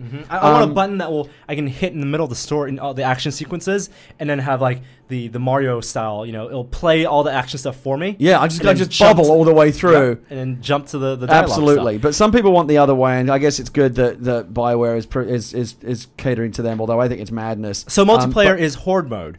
4 players. Oh, now I'm interested. Yes. It's wave-based. Not unlimited waves, at least in the demo. There are 10 waves. Oh, shit, we're playing that. Yeah. You play 4 players. I love Horde mode. And you know what's cool about it, at least on the PC? I don't know if you're playing on PC or Xbox. Xbox. On the PC, you can jump in. So even if there's a game in session, through 3 players, you can just jump in and be so we can have some epic Mass Effect Horde mode like we did with Gears. Yes. Fantastic. With different powers. All right, I'm sold now, because I didn't want to run around and shoot other players, but I love Horde mode type games, cooperative. Well, I'm excited about that now. Oh, good. I'm glad I learned something today. And I think that's it. I'm going to have maybe something to talk about next week. I ordered a webcam. Because I did a little Lego build. I built some Lego and I Justin TV'd it and people watched, and it was fairly popular. People liked it, so I'm going to do another one.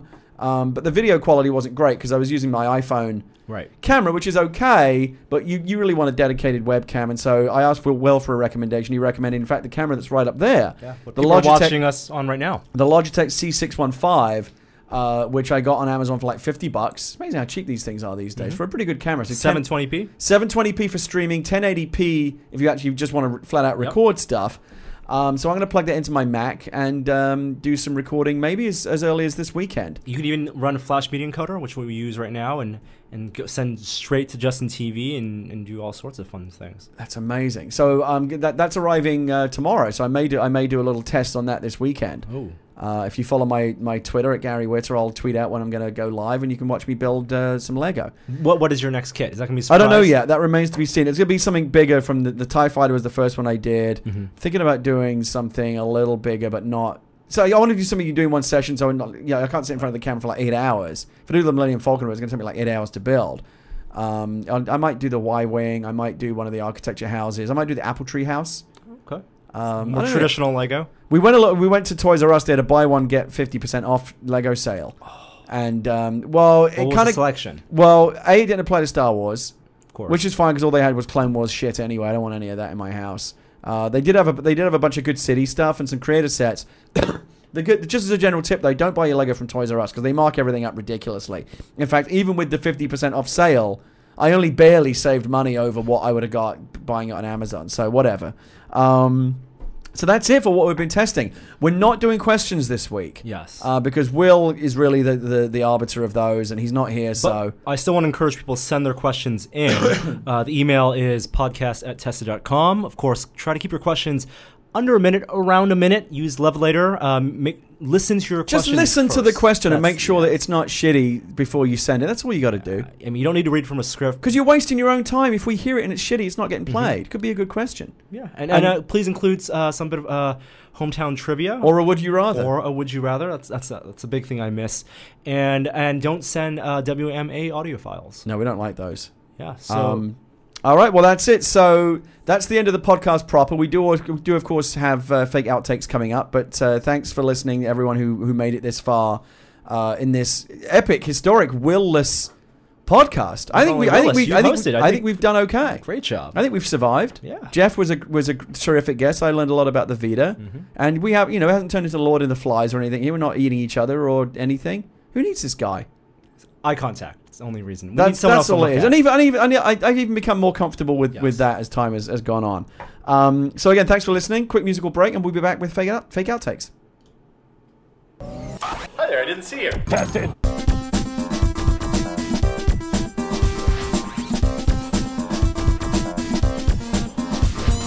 If you think I'm stupid enough to do that, then you are absolutely correct. It's a good one. Who's responsible for that? That was KJN. Good job, KJN. I like that. And we have a thread on Tested.com where you can get not only the original audio file, but also post on SoundCloud the outro. You can become a part of the Tested podcast.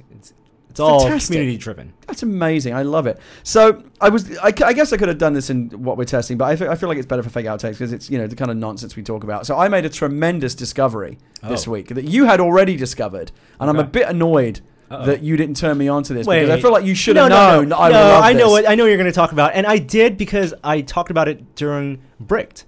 Did you? Yes. Like the third, I have to be honest. Sometimes my episode. attention in Bricked wanders. Sometimes I've just got it on in the background and I'm not like locked into it. 2 episodes where I talked about watching Batman. Bricked, by the way, has been. We're going to talk about that before we're done. Okay. Bricked has been terrific. And I have some worrisome news about Bricked. Wow. Okay. Yeah. So don't let me forget about that. But basically, so I was in LA this week for business, and I stayed overnight in a hotel, and I'm watching LA. Dialing through the LA TV station, see what's on. Yeah. And I discovered this channel called The Hub. The Hub. And it's the best channel ever. It was like, how can this possibly keep getting better? So I started off by watching Doogie Howser MD, which I haven't seen since the early 90s. Fantastic to see that again. Then original 1960s Adam West Batman, which is also incredible. Then G.I. Joe. No, wait. Transformers. Transformers Generation 1. Okay. Then original G.I. Joe, A Real American Hero. And then Transformers Prime. It's a fantastic lineup of TV. And this is before you even start talking about My Little Pony, which obviously a lot of people are into that as well. And they've got a bunch of other great stuff. Gem. Laverne and Shirley. Oh yeah, all kinds of fantastic. Happy Days. Like, you don't need to do Gary TV anymore because this. It's a fantastic kind of mix up of like Nickelodeon and Nick at Night all in one channel. And I'm watching it going, oh my! And I tweeted something about like, oh, this LA is why I like coming to LA because they have this great TV channel that I don't get in San Francisco. And I got tweets from back people saying, you do get that in San Francisco. So I come home. I somehow on a dial I'd missed it, and now this is what I do now on every night of the week. I just watch The Hub because it is fantastic. Channel 813 on Comcast in the Bay Area. 813 and HD 121 if you don't have HD. So the reason most people miss it is because it doesn't fit within that 700 to 800 channel. Like you assume I usually get to like HBO 801 and stop. Exactly, there's nothing on further down. You're just going to go to the music channels, but no, there is this vast untapped resource of awesomeness. It's because it's not just like It's someone's actually programming it. It's a real channel. Oh, for sure. Like they have real commercials. I mean, the content's all old. And they have some of their original content, Aquabats, whatever that is. That's a thing, I guess. Yeah. And they have interstitials and everything, promoting it. Very high quality production values. Yeah. And it's obviously not just for Comcast or not just in the Bay Area or California. I'm sure if you have cable, go look for The Hub because it's a terrific channel and it has a great. You get to relive your childhood basically. Yes. And I like because I use it primarily for Batman. They don't show 2 episodes back to back, so you really got to watch it every day. Oh no! When they say tune in next week and I tune in tomorrow, every episode. It basically ends on a cliffhanger. Yes. You got to tune in. Yeah. Like when I left it last night, Batman and Robin were suspended over a vat of sulfuric acid. Right. When Penguin was going to walk and try to save them, but he was. I need to tune in tonight to see if they live or die. That show. It could go. It feel like it could go either way. Great show. And then the other thing I discovered, which I hadn't watched before, because I didn't think it'd be for me, but it's great, is the new Transformers cartoon, Transformers Prime. I think it's actually pretty damn good. So I actually haven't watched Transformers Prime. It's CG.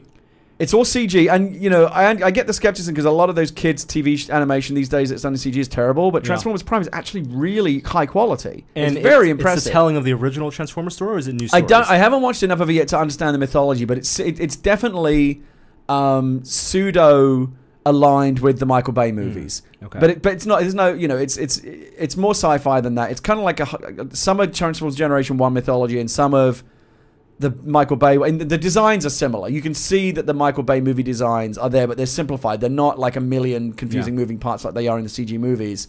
They look really good. I'm just really enjoying it. The Hub is a great station. I'm loving every minute of it. So thank you for not turning me onto it and letting me discover it on my own, because I feel like I now get to own that discovery. Is the Green Hornet on there?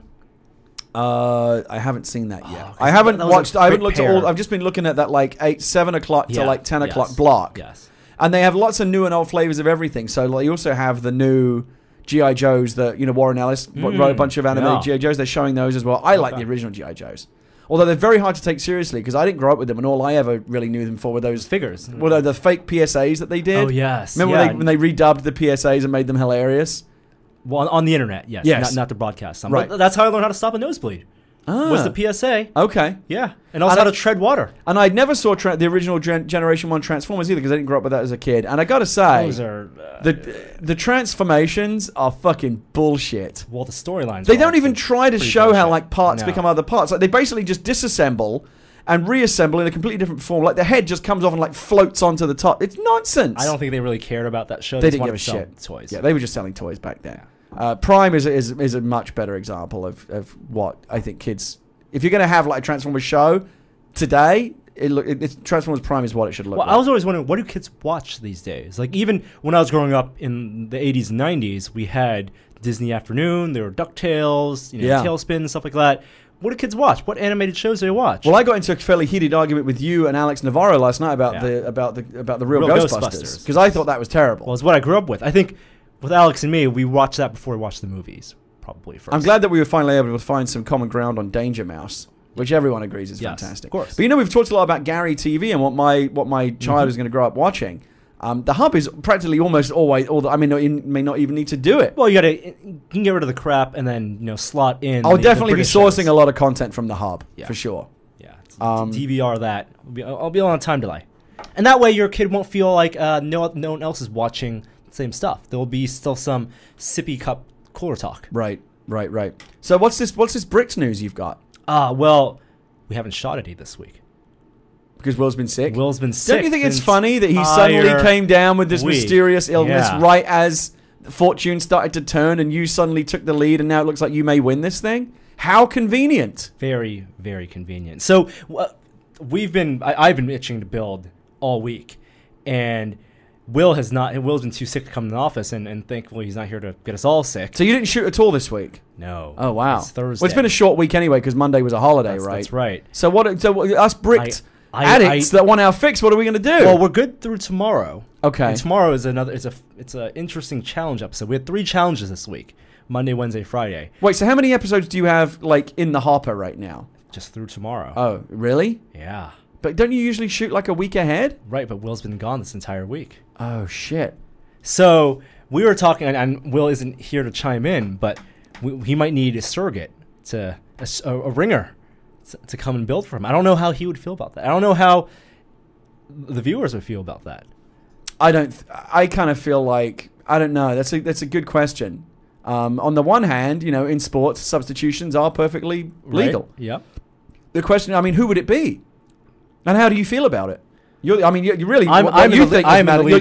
competitor. So I'm in a difficult place right now. I don't want to spoil tomorrow's episode, but I know it's a good one.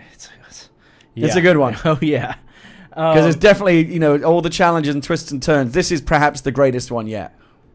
Debatable, but yes, I thought the C-3PO challenge was pretty good. That was good. I liked the night vision challenge. A lot of people didn't like that one. Well, they didn't like not being able to see anything. Couldn't see anything, but it was good. It was very atmospheric. It was good. Yes, it's changed things up. We're nearing completion. I mean, yes. And so the narrative, of course, has been that Will, for the longest time, has been acting very braggy and very pleased with himself because it seemed like he had been enjoying a comfortable lead for a long time. Yes. And then I don't know what it was. What was the tipping point? Because now you seem to be in the lead. Well, I got through the superstructure. Okay. And once I got through the superstructure, the pieces I got were bigger than 1x1 pieces, and they weighed more. Right. And once I started building, so the difficult part that was slowing you down, you pushed through that, and now you start to speed up. Now I'm done with the engines. Right. And now I'm on to the final 2 sections, the final 2 bags. And it turns out my bags 6 and 7 are much fewer pieces. Well, I heard this from people that built the Superstar Destroyers, that once you get to the end, like the whole plating, they're all big pieces. Like that's going to come together very quickly. That's where I'm at right now. But Will really seems like he's stalled out. Like the last few episodes, I'm not seeing the build really moving. It doesn't look. What's he doing? I don't know. He's not throwing it. I know that for sure. But Will's arrogance and his complacency about winning this thing. And I said to you, what are you going to do, Norm, when I'm done? Are you just going to keep going? I had a minor freak It's all coming home to roost now. Because I know Will do anything to win also. And we talked about our Game of Thrones story where Will basically, he trolled everyone by pretending he didn't care, and even went so far as to insult everyone in the room on Twitter just so you come back at the last move and no one would notice. But I think that's valid. That kind of psychological warfare, I think, is perfectly... That's all part of the game. My fear is that that's happening right now in LEGO. Do you feel like that he's got like a burst of speed that you don't know about or something? I can't get complacent is the thing. Well, he has revealed to me a couple of sub-tactics that he intends to deploy against you, which are very sinister. Sub-tactics. Which I cannot reveal. Oh my God. But he does have a couple of he's been doing things that you don't know about. What? He has some aces up his sleeve. Oh, see, this is exactly what I'm talking about. And again, I'm very strict, as you know, I'm not going to let Will do anything that I think would be improper. And as an impartial judge, I don't think he's going beyond the boundaries of fair play. I think he's not weighing stuff. He's giving the illusion that he's behind, but really he's it's not that. He's doing everything he can to build as well as he can. He's really applying himself. It's a lot of psychological warfare going on. All I'm saying is the game doesn't end when you leave that room in his mind. Oh, I know he reads the instruction manuals. Oh, no. Keep going. What? Is he like in his mind palace? Is he building Lego? Let's move on because I don't want to. Will told me this stuff in confidence, and I don't want to. Oh my goodness! I'll tease it a little bit. I don't want to give too much away. See, it's all part. I mean, what's your confidence level right now? Well, right now, technically, I think I'm still 2% ahead. Okay. And again, your home stretch is potentially easier than his. Yeah. How many episodes left do you think it's going to take to close this thing out? I think we're just about at episode 20 right now, I want to say. But next week, though, there's going to be nothing for Bricked Junkies, right? You're not going to have anything. Well, we're going to hopefully, if Will feels better, or maybe a weekend shoot, we'll that's part of the endurance. We got to be consistent. Because I wouldn't want to be in that room with him until, even if he says he feels better. For my own health, I wouldn't want to be in there. I'll get him a SARS guard or something. Put him in, you got to put him in like a hazmat suit or something. Yeah, I'm freaking out right now because I don't know what he's doing. Neither of you wants to lose. No. And of course, the winner gets the fabulous prize of assisting me building Tower Bridge. Is that the prize? That's got to be the Yeah, why not? Yeah. I think that's a good prize. Yeah. The biggest set currently that Lego makes available. Yeah. That's right, and that's the bounty. Whoever has proven himself the better Lego builder should be the one to assist. Well, exactly. This is all like a big job in it. This is like The Apprentice. It is The Apprentice. I'm letting you winnow yourselves down until the last man standing I'm Bill, is revealed. and he's Kwame from season 1. Oh God! Wow, you got a better memory of the Apprentice than I do. That's the only season I watched. Oh, you only watched the first one? Yeah. All right. Well, is that it? Do you have anything else you want to talk about? Should I talk about George Takei? Yeah, I don't really care too much about that. What is? I don't know. So George Takei, of course, we all love him dearly. He's kind of like the male Betty White, right? And he's going to be on The Apprentice also. He is on The Apprentice. This new season has already started. I'm not watching this yet because I've had it with Trump. So George Takei, of course, was Sulu on Star Trek and a regular guest on the Howard Stern show, and he's hilarious, and seems like a great guy, and a tremendous champion for gay rights, and just there's nothing to not love about the guy. Yeah. Or so I thought. Uh-oh. George is very active on the internet, and he's on Facebook, and he has a very popular Facebook fan page. And basically what George apparently does, it's either him or a proxy, sits on the internet all day, posting things on the internet that he's found hilarious. The problem is they are all tragically old things. Like really old internet jokes. You know how like your grandpa or whatever sends you, they just discovered the internet. Yeah. And now they're sending you chain letters and email jokes and, oh, you've got to see this, it's hilarious. But it's like something from like the fucking dark ages of the internet that like hasn't been funny or relevant for like a decade. But he's just seeing it now and he's like spamming everyone in his contact book. That's George Takei. And it's not so much his, because I tried to block him, but I can't figure out how to do it because it's a fan page. I can't I can block him. But all of my friends, so many of my friends on Facebook think this stuff is hilarious as well. Oh, no. And it's because it's George Takei that's doing it. They're like, oh, look, I'm going to retweet George. So my Facebook, I feel like I'm on Facebook in 1995 this or something. This is a very Larry David problem you're in. It is a Larry David problem, but damn it, I'm hosting, so we're going to talk about it. Will have shut this down by now. No, I agree. It's a very awkward social situation. I issued an ultimatum this week to my Facebook followers and said, look, I hate to be a dick about this, but I'm getting sick of it. I'm tired of everyone reading. It's like 4 or 5 things from George Takei a day with multiple people resharing that them. frequently. Oh yeah, go and look at his page. It's like he posts like 10 or 12 things a day. Ooh. And it's all give me an old. example of something that's old. I'm trying to think of you remember that Carmen Miranda or like that pink Darth Vader that went around Comic-Con a few years ago, like white and pink Darth Vader? Yeah. That's new apparently. Really? Oh yeah, I just saw that yesterday. I'm trying to think of another example. Like I could think of better examples, give me more time. But they're all things I guarantee they're all things you've seen before. Right. It's not as bad. It's not like reposting on Reddit where it's something from last week. It's something from. It's like lolcats. Like him finally. It is. It's lolcats. It's fucking hamster dance. It's the oldest shit on the. It's like an internet museum. Does it feel like he's catching up? Where at some point he will have seen all the old things, or is he moving at a pace? Yeah, he needs where to. He's always going to be 3 years behind. If he's posting at a rate faster than which his memes are developed, then maybe he'll catch up. But for right now, it's chronically old, and I can't stop it. Because again, it's not. I don't follow George's page, but other people do. And again, I think it's because it's a celebrity that's tweeting this stuff. It gets like a boost that otherwise it wouldn't get. Of course. And so my feed is spammed with this crap. And so I made a post this week saying, look, if you're one of my followers and you share one of George's links, I'm going to unsubscribe from your feed because I got to do something. Wow, it's harsh. It's time to get radical. Because I'm sick of this stuff. Although he seems like the kind of person who, if someone told him that and maybe introduced him to a website where he can get the latest memes, yes, then he'd be humble about it. There needs to be an internet intervention. Yeah. And he actually also he posts a lot of stuff to do with equality, gay marriage, stuff like that. Because obviously that's kind of where he's at. And I support all of that stuff. And he actually has tweeted. It's not all bad stuff. He's tweeted some stuff that actually is pretty relevant and funny. But the signal to noise ratio is what it's like. Imagine I subscribe to a newspaper and one day out of every week I get today's paper. Every other day I get delivered the paper from 5 years ago. You would want to unsubscribe from that newspaper. TV show. Yes. Chronically late edition. And so I've had to start making some moves there. But you like the paper a lot is the thing. I think it's the same problem I have with Roger Ebert, where I like him, I like his writing, right? But I can't stand his movie reviews because he has this bad tendency to spoil plot. Right. He's not very aware of what should and shouldn't be spoiled. He'll just write whatever he wants. Right.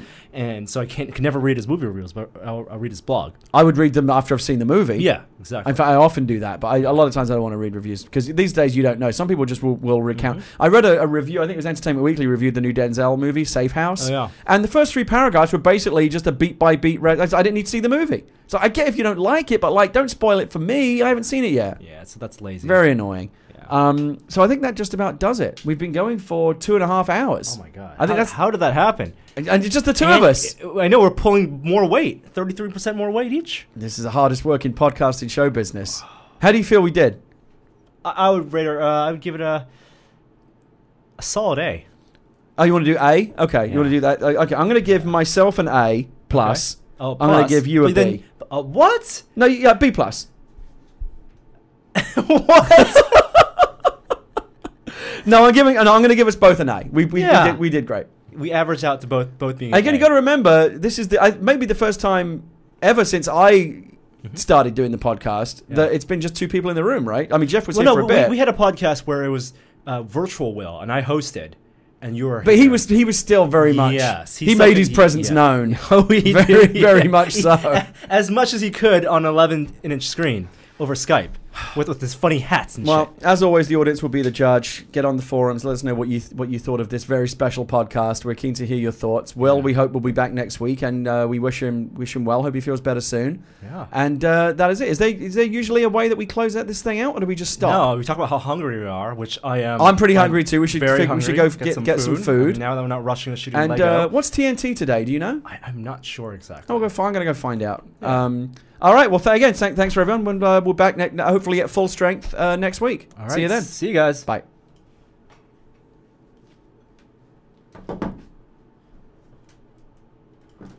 Everyone on chat. Bye. Tell me when we're shut down.